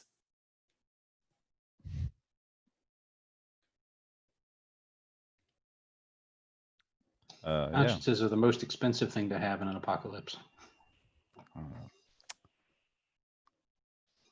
So do you think that's rivalry, or do you think that's more like fraternal, or? Oh, I could see it being a rivalry, as if like you think you're protecting me. I'm like, I don't need your protection. And it's like, I'm afraid you do. I'm only a few centuries, or however long it's been, older than you are, after all. I don't think you are. Really? Because I remember everything that's happened since before the apocalypse. And you remember yesterday? Yeah, I was born before the apocalypse, right? Well, when you jump around in time so much, how can we really know? It's cheating, I know. So I mean, for all I know, you might be like 45 days old. it's This is the problem you have when you run into non-consecutive time experiments. what? How dare When you? When you don't live through time in a linear fashion, people get to question your age. That's just how it is. I don't make the rules. Fine. But I still don't need your help. I think it's definitely friendly rivals. Yeah, totally. Okay. All right. So I mean, we are GB. both living weapons, so. That is true. GB, who do you think you've gotten to know in this crazy post-apocalypse? Well, I did want to throw this out here. No, I mean, I kind of feel like it would be a little bit hilarious just to hand this over to Lionel. I was thinking of this. I was kind of floating around this idea for. Let me post it into the chat for an aspect that I will be your goddamn manservant whether you want me to or not, Lionel. Listen, I am a capybara and I have paws. And I still smoke cigars, so I need someone to roll them.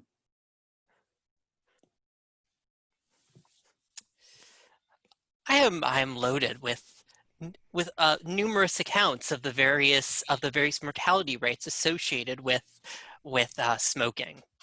None of which involve or apply to metamaterials. I am non-organic. How many times do we have to go over this, GB?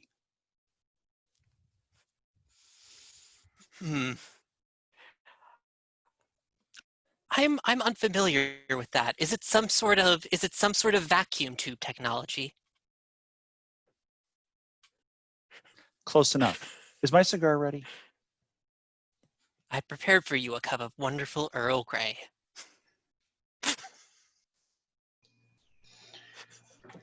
I look at the sky, and if a capybara could make a fist, I would be shaking it. I can just see this tiny little like Arthur fist forming as part of the capybara paw. Okay, Norgar, who do you think that Norgar has formed a relationship with beyond the relationships we've established already? Who do you think that you bonded with, and what is that bond? So just to clarify, GB is a robot, correct? Yeah, big, Yeah, big shiny like. I'm full on. If you need a point of reference, I'm just full on. The robot from Lost in Space, the actual TV series, not the Netflix one. Okay, yeah, that's an important clarification. Oh my God, you're like big and square with like the rubber hose arms. Yes. Oh God, that's it. That's even more fun. Okay, I was thinking like one of the Metal Men type robots, like obviously big, shiny, No, I and have square. treads. As I said, I have treads. Do you also have like jets for like short range flight, or just the treads? Oh, I don't know. Maybe. Okay. We'll Okay, think that on might be that. that might be another stunt you could look at later on. Okay. So Norgar, what do you think? Yeah, so I think that Norgar's kind of fascinated by GB's just wiring. I mean, I think Norgar sees it as a kind of like I mean, I have this, like, this is a part of me now, and it's very much like the other me, and I think that she's trying to understand that. I don't know how that would be worded, but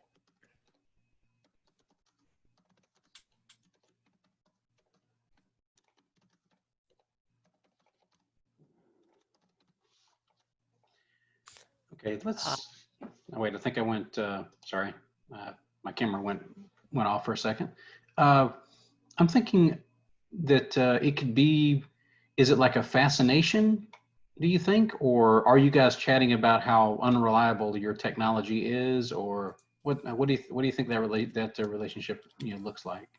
I think it started as a fascination, but then like it kind of, if GB's okay with it, developed into more of a like my wiring's really fucked up today, man. Like Like this humidity is really terrible for my vacuum tube, kind of thing. really on the fritz today. Let's see. Oh, So what do you yes. think, Stephen? They do in this humidity. You do require a regular application of lubricant. Lubricant, you say?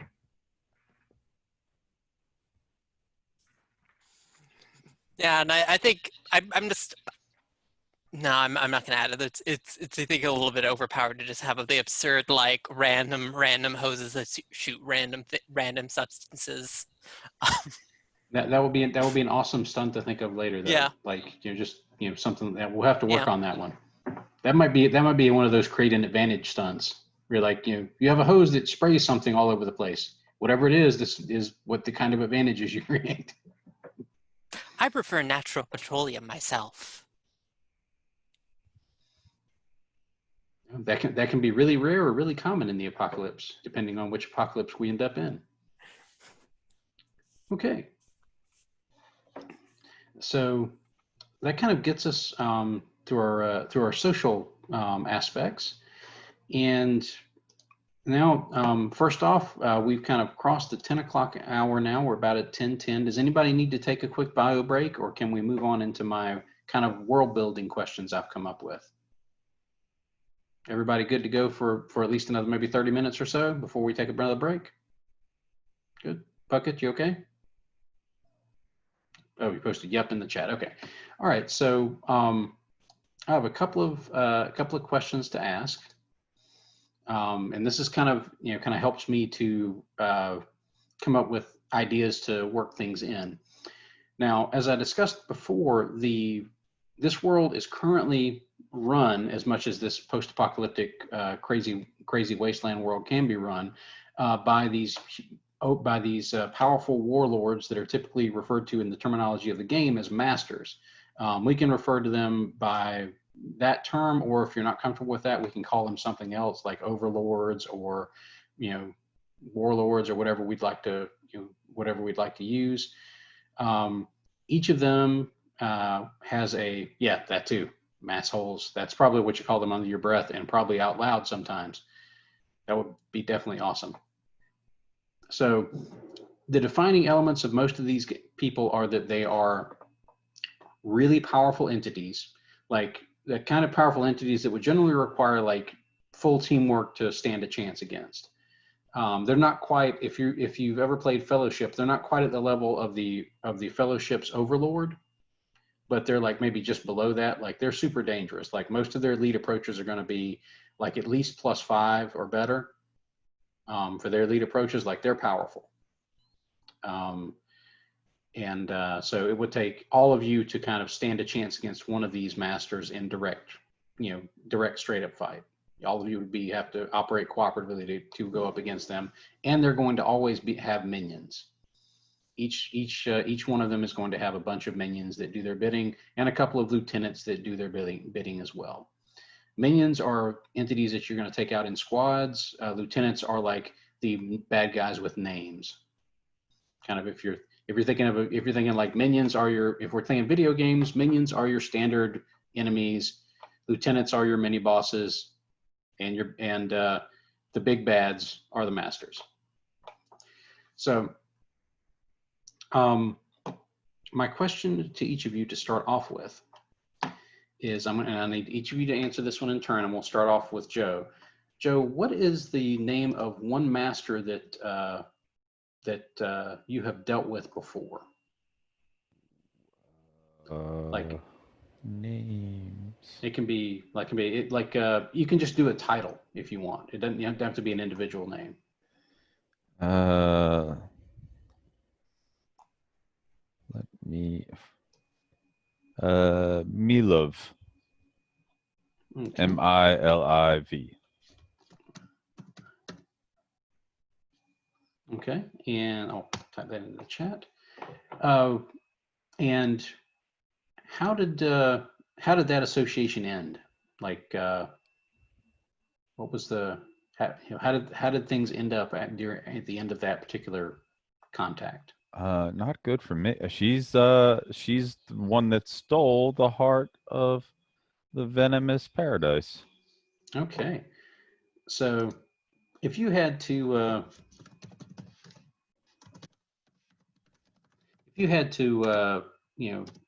give me kind of a capsule idea of what their theme was. Like, say if one master is like the Empress of Storm and Sorrow, and another is like another is like a master of like were creatures, and another is like a evil cyberneticist guy. Like, what would Miliv be the theme? Like, what was their theme? What led them to steal that thing from you? I think she's the master of mysticism, and like the heart is a source of great power. So sorceress type sorcery. Yes. With sorcery. So like, are you thinking like Doctor Strangey type sorcery, or something, or something weirder than that? What do you think? Magic in general, very weird. Okay. Okay. So like it's like very like the heart is like a source of great power. It's like the helps what kept this jungle from not so much alive, but like it's but without it, like the jungle has like become more and more corrupt, and killing, like the nature is turned against all the creatures and any people that lived in there. So but like she like loves primal magic, I guess. I don't know. Okay, so she's trying to tap into this sort of primal power from the heart. Is that? I think she just wants more. Like she wants the monopoly, I guess. Okay. All right.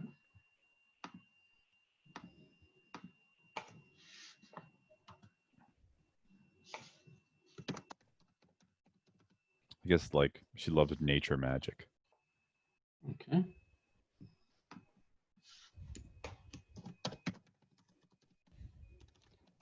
And so I think that gives me something to go on. I'm gonna have some follow-up questions for you later on, but that gives me something to start with. Okay. And next in line, Puckett, could you which master do you think that has Lionel had to deal with in their various wanderings? What's one? Thrak the Purifier. Oh, Type it I into love chat. Thrak. Okay. Oh, 2 Ks, perfect. Of course, 2 Ks. This is the apocalypse. Why'd you only have 1 K? It could have been 2 Cs. Like, Apocalypse is weird. So, Thrak the Purifier. Okay, well, how did that association end? It depends on how you define swimmingly. Because I define swimmingly as, well, bursting through the side of the dirigible that Thrak used to call headquarters and landing in the ocean below, where I swam to shore while the dirigible sank into the ocean, and I watched Thrak splutter because Thrak can't swim.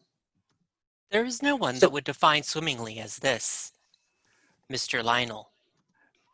I define it as swimmingly because I swam to shore. I'm configured as a capybara. If there is one thing we do well, it is swim. Thrak, on the other hand, did not fare so well, but unfortunately, Thrak survived. Okay, now if you could give me kind of a basic theme for Thrak the Purifier, Brotherhood of power-wise, like Steel and Fallout 4. all right, got it. That is, if people are okay with Thrak being sort of this kind of Ronan the Accuser, like like purge the earth of, you know, the man beasts and the beast men, etc. So he's like the Donald Pierce of this of this post-apocalypse, that sort of thing. Yeah. If we're going X-Men terms. Yeah, I was going to say, who came up with the Sentinels? That was gosh. There were a couple. The There names were on the tip of my tongue. Striker? No. you know, Striker. What Striker? Was Anyway. the name of two characters, but yeah, basically the Trask. Yes. Trask. So he's like this. He's like this the Simon Trask plus Brotherhood of Steel type. Yeah. Okay. If that runs over any X cards or lines or anything for anybody, just let us know. Yeah, and that's what I was we'll asking. work on that. You know, because this is a guy who Thrak thinks they're somehow restoring the planet to something. I mean, not that they actually lived through that part of the time that they think they're restoring it to, but, you know, why let what actually happened get in the way of a megalomaniacal? Well, yeah. Okay, so effectively, Thrak would be leading a faction of post-apocalypse, humanity first, Nazi kind of things. Is that Scumbags? that kind of? Yeah.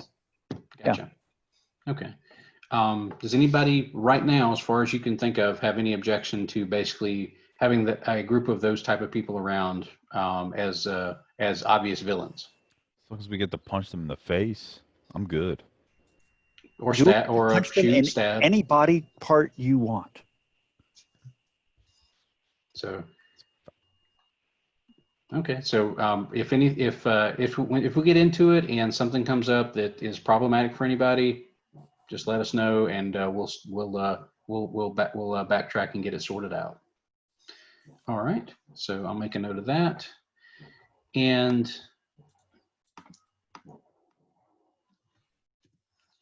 so I'm going to put.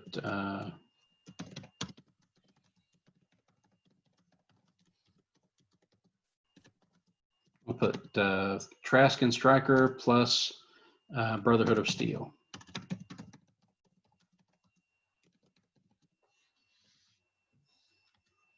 Okay. All right. Stephen, what master has GB encountered in the past?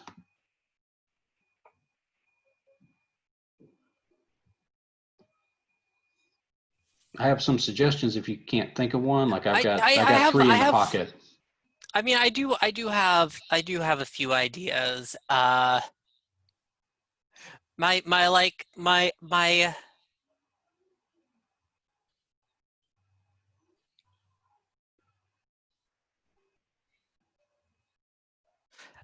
like G3, who, in spite of the name, has no relation to me at all. They are not a robot that I once considered a brother, who has gone against their basic directive to destroy and has decided to destroy humanity.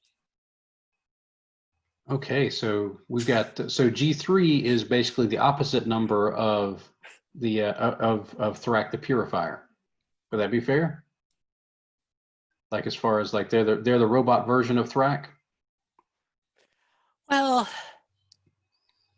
no, I think we'll just to say we'll change it up a little bit. That they just want to like make everyone nice and orderly under a robot hegemony.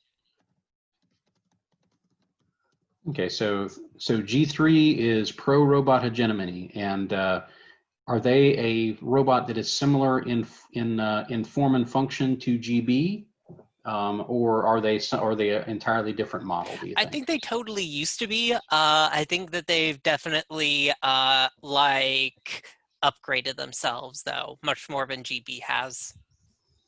Okay, so when we say G3, it's going to be like G and the number 3? Yes. Okay.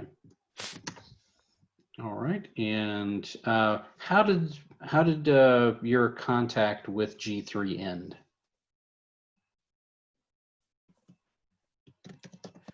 Oh, well, I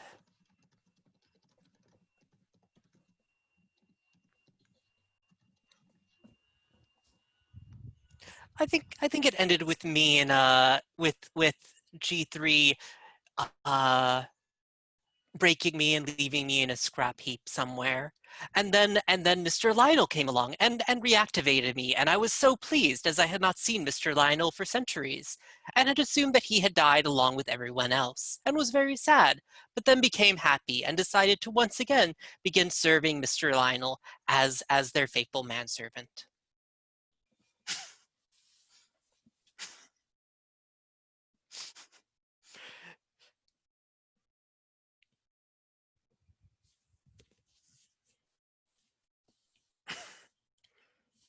I am only thinking of your health, Mr. Lionel. That's perfect. Okay. Puckett, is that okay with you from Lionel's perspective?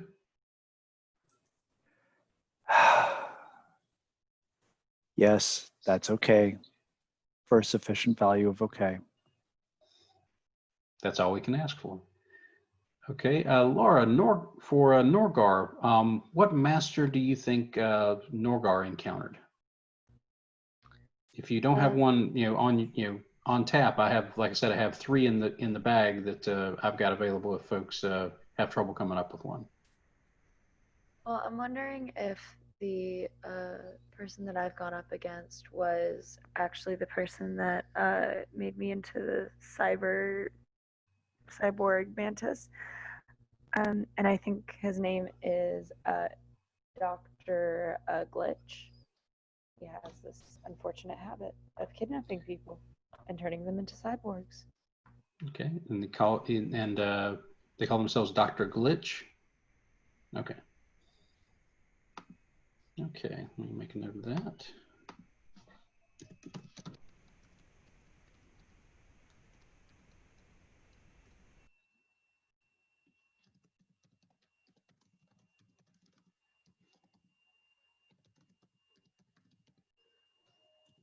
And basically, are they? Is Dr. Glitch a classic, like, comic book mad scientist type person? Like they just will grab random creatures and do crazy cybernetics experiments on them and see how it works out? Is that their? Yeah, is that their MO? Yeah, is it basically a post-apocalypse Dr. Robotnik? Yeah, basically. Are they comically incompetent, or are the glitches designed to just be mean? No, they're just incompetent. They haven't quite figured it out yet. Okay, but they're obviously unconcerned with the pain and other issues they cause with their experiments. Would that be fair? Correct. Okay. How did Norgar's last contact with Dr. Glitch go? Is that when Norgar escaped from Dr. Glitch, or was it a later encounter? No, so this was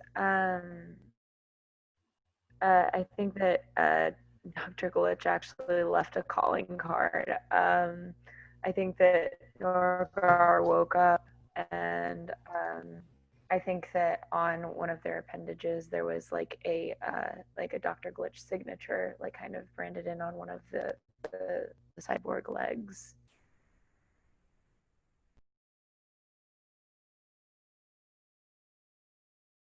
I never actually saw him. It just kind of happened.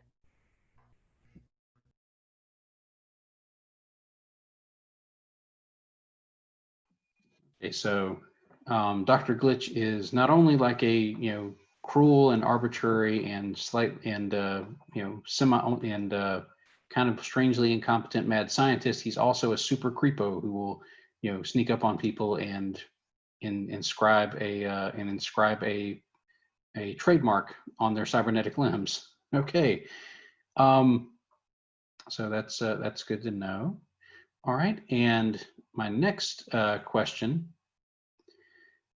is, and I'll kind of go around in the same order, is, and this is basically what is one legend or story that you know about the Gauntleteer?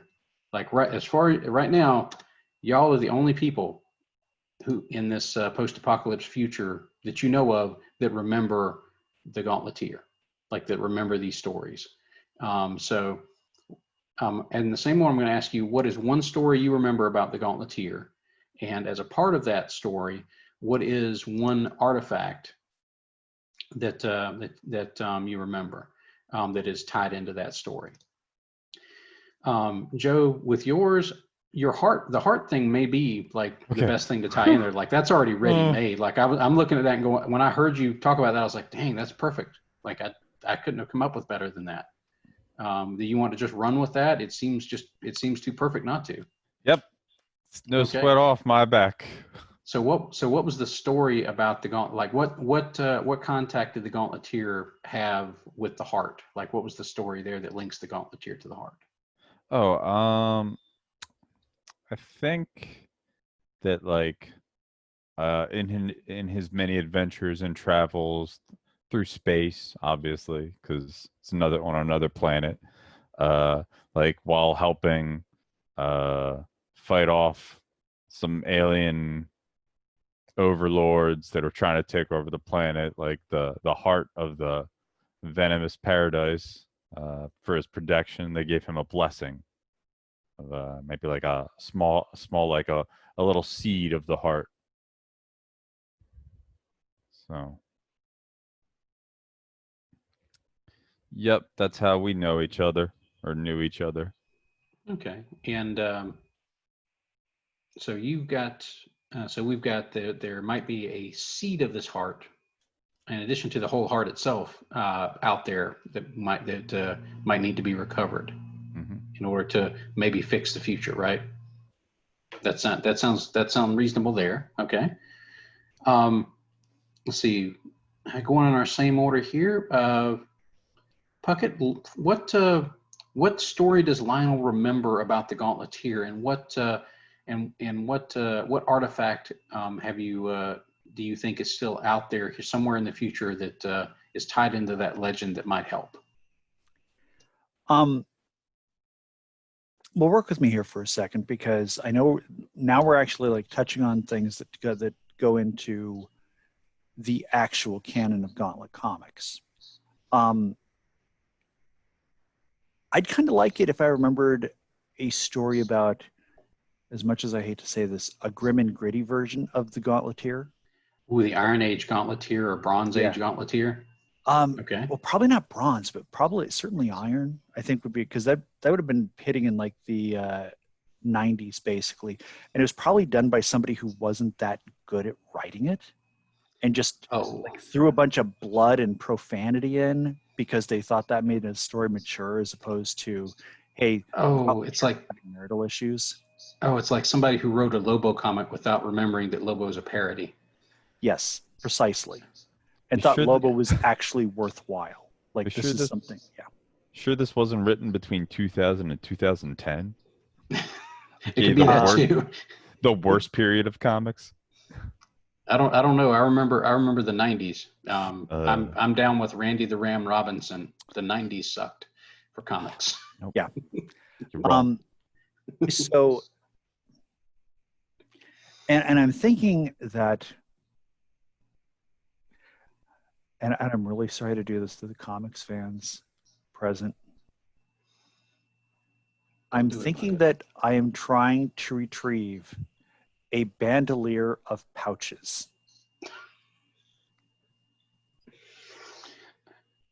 So we know who the artist was. Yeah.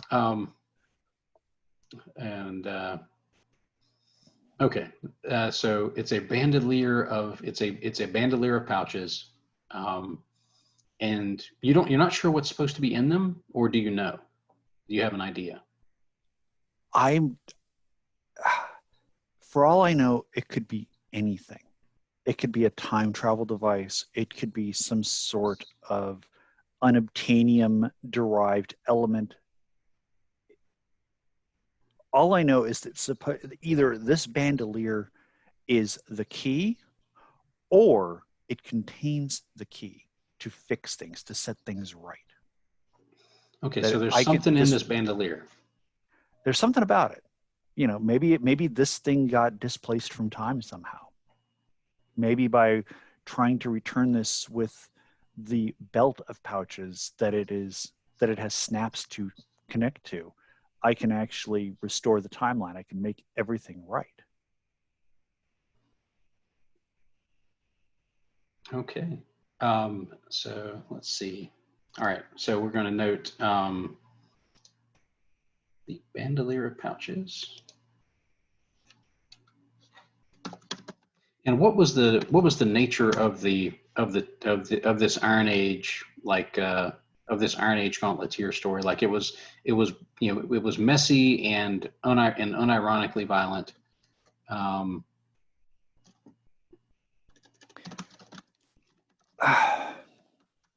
What was the incoherent story that led up to it? He had gotten it into his head that the problem wasn't that he had represented decency and dignity and nobility. He got it into his head that the problem was that he hadn't killed these supervillains. And so he set about trying to kill as many of them as he could. And in response, they escalated their levels of violence. And I was involved in one of those fights. Lost consciousness, came to. The next thing I know, everything's in flames. Everything is in ruins around me. And you're stuck as a capybara. Yeah. Fast forward however many years it's been, and here I am.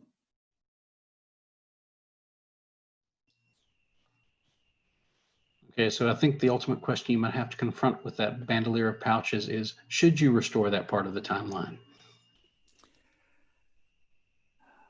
That's a very good question. I mean, okay. I don't know. Do I really want to bring back Magog? We shall see. Okay, GB, Stephen, what do you think? GB, what story does GB remember about the Gauntleteer, and what artifact connected to that do they think they need to find to try and help repair the future, or fix the past to fix the future, however we want to phrase that?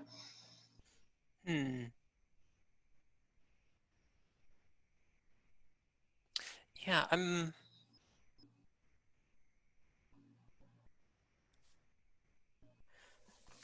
kind of, the thought that is occurring to me, I'm just trying to wrap my head around what it is I'm trying to say here. I think that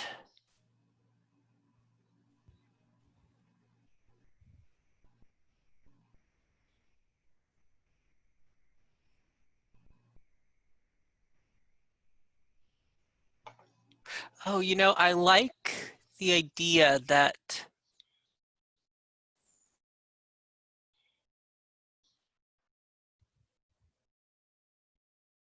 oh,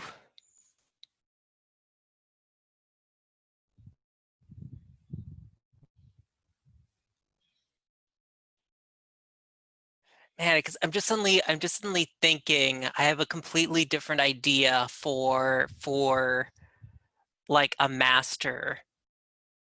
I think that there is. I think that I have the idea that there is like the.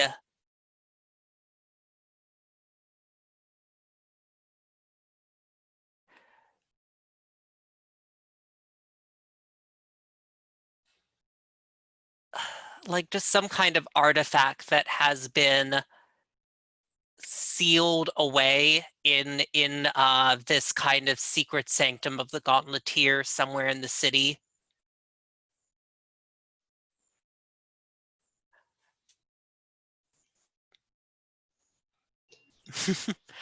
Sorry, I was just I'm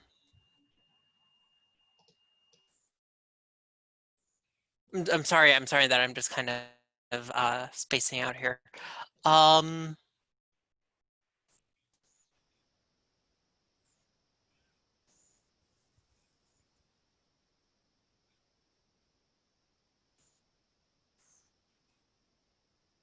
Like, does anyone have any thoughts? Like, if they want to chime in here, I'm just kind of like spacing out a little bit as to like exactly what, or am I supposed to bring up the story first? Was that your actual question? Sorry. Yeah, you can work them however you want, but basically what I'm looking for is like one story about the Gauntleteer and then an artifact that basically is related to that story that you think if you you think if Right. you find it, it could help fix things. Right. Okay.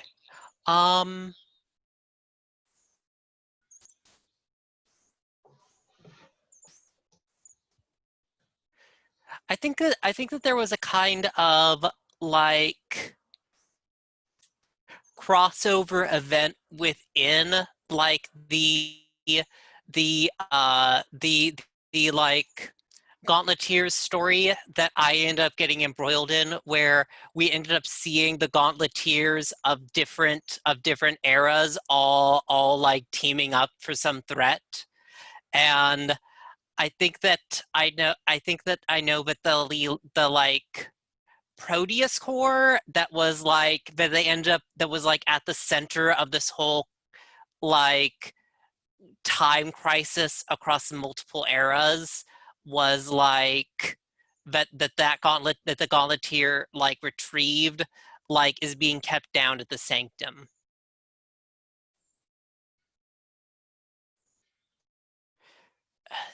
Yeah, Okay, they're so that's in the Lost Sanctum. So yeah. what is the kind of nature of this thing if GP recalls it?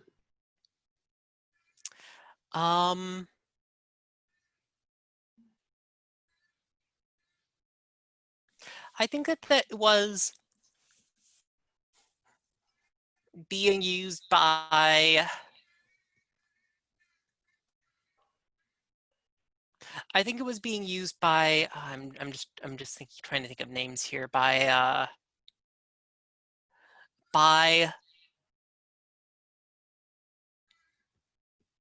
the Clockmaster to make all time happen at once. I think that it is and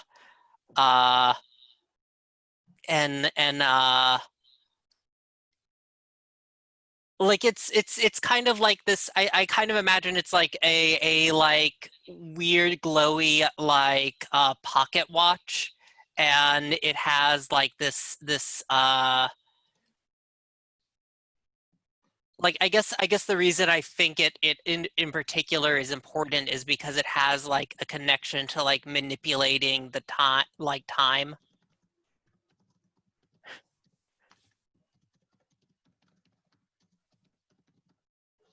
Does that make sense? Yeah, I think so. So from GB's memory banks, you've got the Lost Sanctum has a repository where this thing Yeah. was being where this thing probably was this thing was being kept. Yeah. Okay, and all right, so I think that gets us where we need to be for that item and that story. And we'll leave aside this subject of like the whole crossover shenanigan because you know that might be the subject of a future series that deals with a time crisis.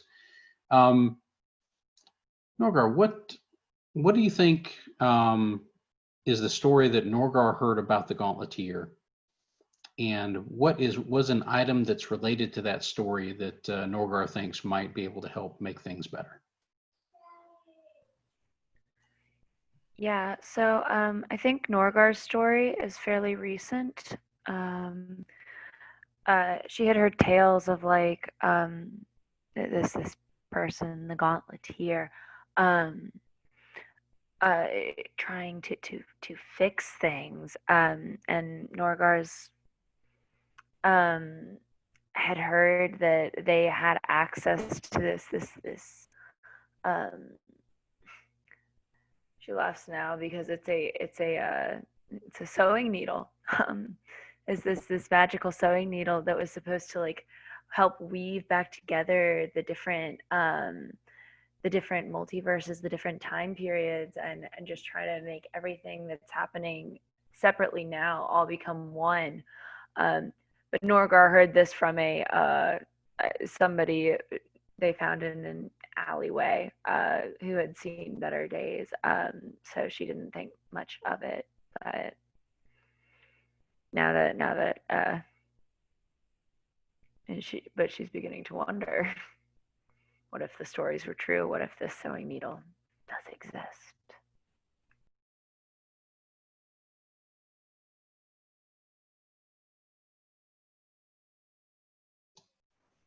Okay, so the item is a needle. Is that right? Okay. And the story related to, like, it's roughly the same size as a sewing needle. Is that right? Okay. All right. Make a note of that.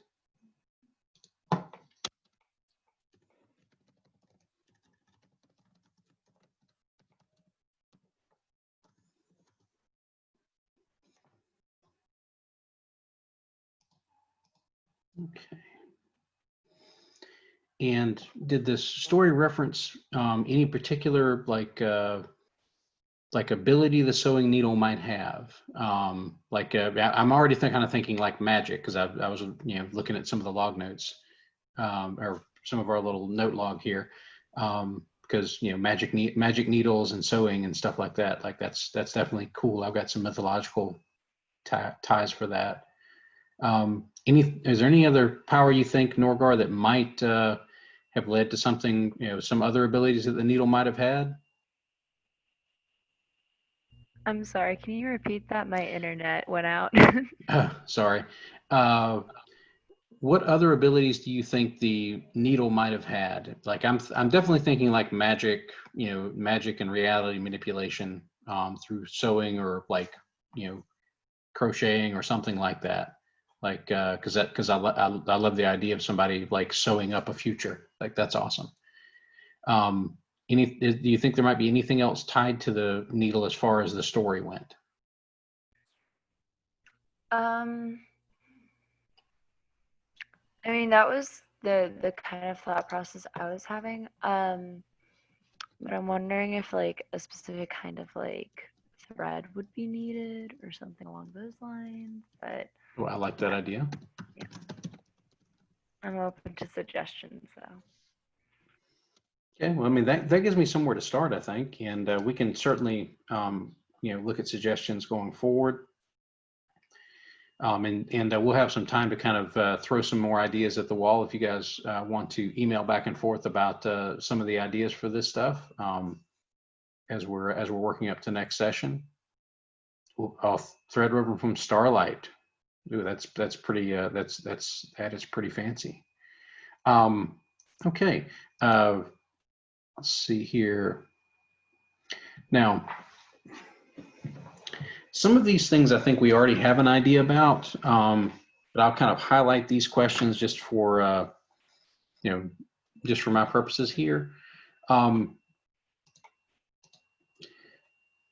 I'll kind of go as best I can around in the same order.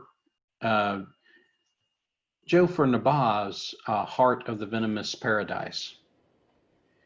What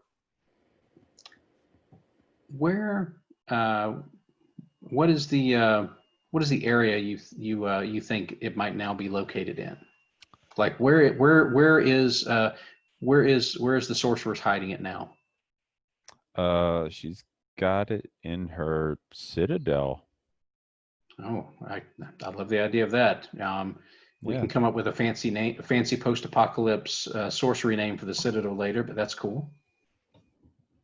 Right now, I'll just call it the Sorceress's Citadel, and we'll come up with something something's sufficiently foreboding. Yep. And it's like in the most heavily overgrown area because I mean it's the heart of a mystical jungle thing. Okay, so, So- I'm gonna put Jungle Citadel right now until we come up with something cooler. Okay. What's like Now, an arboretum or something like that? Is that what she calls it? that would be a fancy name. That would be a fancy name for it. Is the jungle inside the Citadel? I think Like it's a huge Citadel so big like it is its own little Both. ecosystem. I think like it's both. Like Okay. there's no like because she has that and she loves her crazy magic stuff. It's all like helping things grow at an exponential rate. Okay. So I will we'll keep that in mind. All right. Next, Puckett. Where has Lionel heard a rumor that that bandolier of pouches might be located? Oh, I know where it is. Ooh, where Thrak is it? wearing it, and he's on his dirigible. He His managed new to fish it out of dirigible. this. Well, they fished the old one out of the sky and patched it up. So yeah, he got the old one flying again. I didn't do enough damage to it. Okay, so Like we've that got a mistake. patchwork. So we've got to find a patchwork dirigible to get this this bandolier of pouches back from Thrak. Okay. Yeah. All right. So you write down here or type up Thrak's dirigible.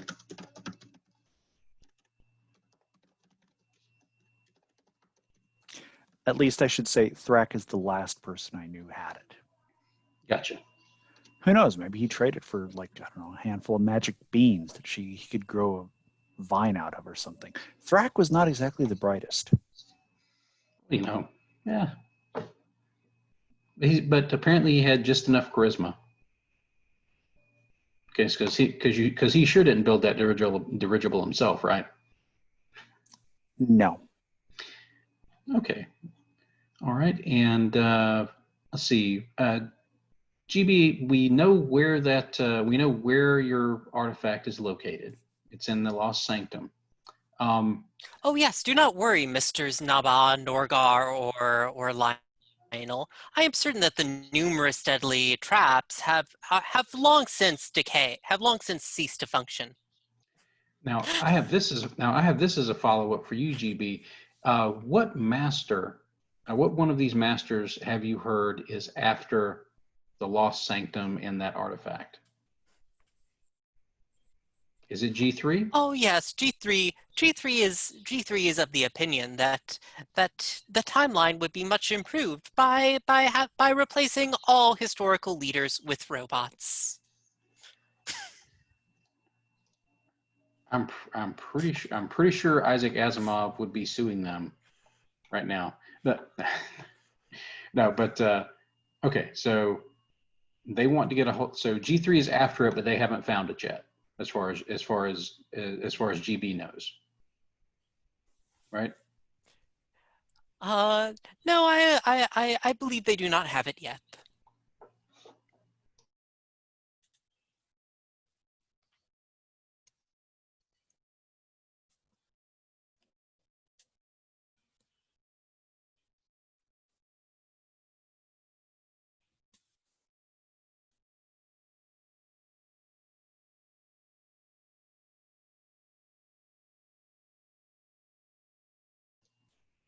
Okay, and for Norgar, where was the last rumored location of the needle?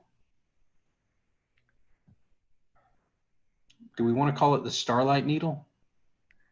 That's cool. I like that. Yeah. So the creature that I heard this from was going on and on about the pocket of in between the like where space and time overlap, and that there is a this is where the needle rests until the next weaver comes to pick it up. But I couldn't get much else out of them. Okay, so we know a weaver has to pick it up. So we know that. And as far as the story went, do you think the weaver would had to go to a particular time and had to show up at a particular place in order to interact with this space-time pocket? From what I understood, there is a spot in every Gauntlet city, no matter when or where you are. There's always a space where time and space overlap right there, and it's in the same place in every Gauntlet city. But I don't know where that is. Okay, so that leaves me some stuff to play around with, and I can go look up all those little neighborhoods in New Gauntlet City and see which one sounds coolest for us to go visit. So that I appreciate that that little bit of open-endedness there for me to play around some. That's awesome. And Nora, let me ask you this: what other master have you heard is after the Starlight Needle? Who else is after it? Let's see.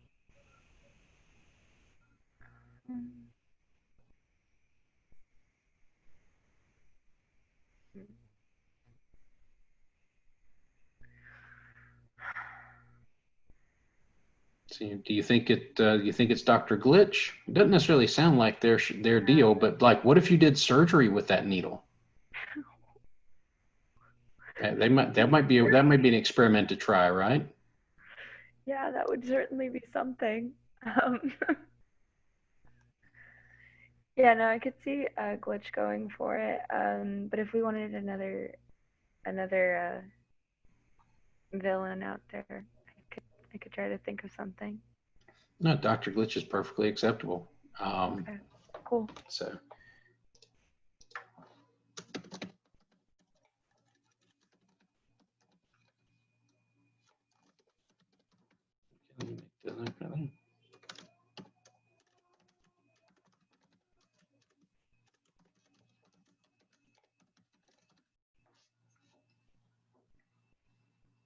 Okay. Let's see. We are coming close on 11 o'clock. I just have a couple more questions to throw out there. But what I might be able to do is basically send everybody an email with the last couple of things I'd just like some information from you guys on, just so I have some cool things to give you that you help build into the world. And I'll tell you what those are, and then I'll send them in an email afterwards. Basically, what is one faction or group that your character has interacted with in this post-apocalyptic landscape? And what are your current relations with them? I would appreciate it if this was a different group than the evil bad guy groups that you've already had to interact with the master types. So maybe this would be like a friendly, kind of a friendly faction. And it can be anything you guys want to create. It can be like there's a group of were creatures and their leader floating around out there. There's the Empress of Storm and Sorrow. There's the Prime Protectorate, which is run by like an evil human head in a jar type. And then there's anything else you guys want to come up with. And that would be kind of the last question here. We're coming up on the 11 o'clock hour, and I don't want to keep anybody late. But those are kind of where the last couple of questions I'd ask you guys to just toss me some ideas in the emails over this coming week. And let me know of some cool factions you would like me to throw in there for you guys to interact with. And we'll kind of go from there. Does anybody have any questions about what we've been through so far here regarding any of the character creation stuff or any of the world building stuff that you'd like to add to, clarify, or switch up? Anything? Okay. All right. If anything comes up during the next week, feel free to email that around. And when we hit the ground next week in session 2, I'll be ready to basically. Yeah, I just saw Dr. Mutanto, chirurgeon of chaos. I'm not. That's got to show up at some point. Maybe they're maybe they're a rival to Dr. Glitch. Like I kind of want to figure something out with that now. Okay, so I'll make a note of that too. They just co-wrote a paper a long time ago. Academic rivalries are the pettiest and most vociferous of rivalries. Also the bloodiest, depending on when you're talking about. Oh gosh, yes. I mean, people who get shot over stuff, or stabbed, or assassinated. I'm going to, I think we're going to wrap things up here. We've got our characters created. We've got our social aspects done. I've got some background stuff from each of you that I can use to build up some cool stuff for you guys to basically have to claw your way through to help fix the future for both your own selves and for the rest of Gauntlet City. So we'll see how that all works out. For everybody watching, thanks, and we're going to hit the ground running in the next session with some cool archaeonautical adventures, and hopefully we will get to rescue at least one artifact from the clutches of one of the evil masters. Thanks everybody, and I am signing off the video.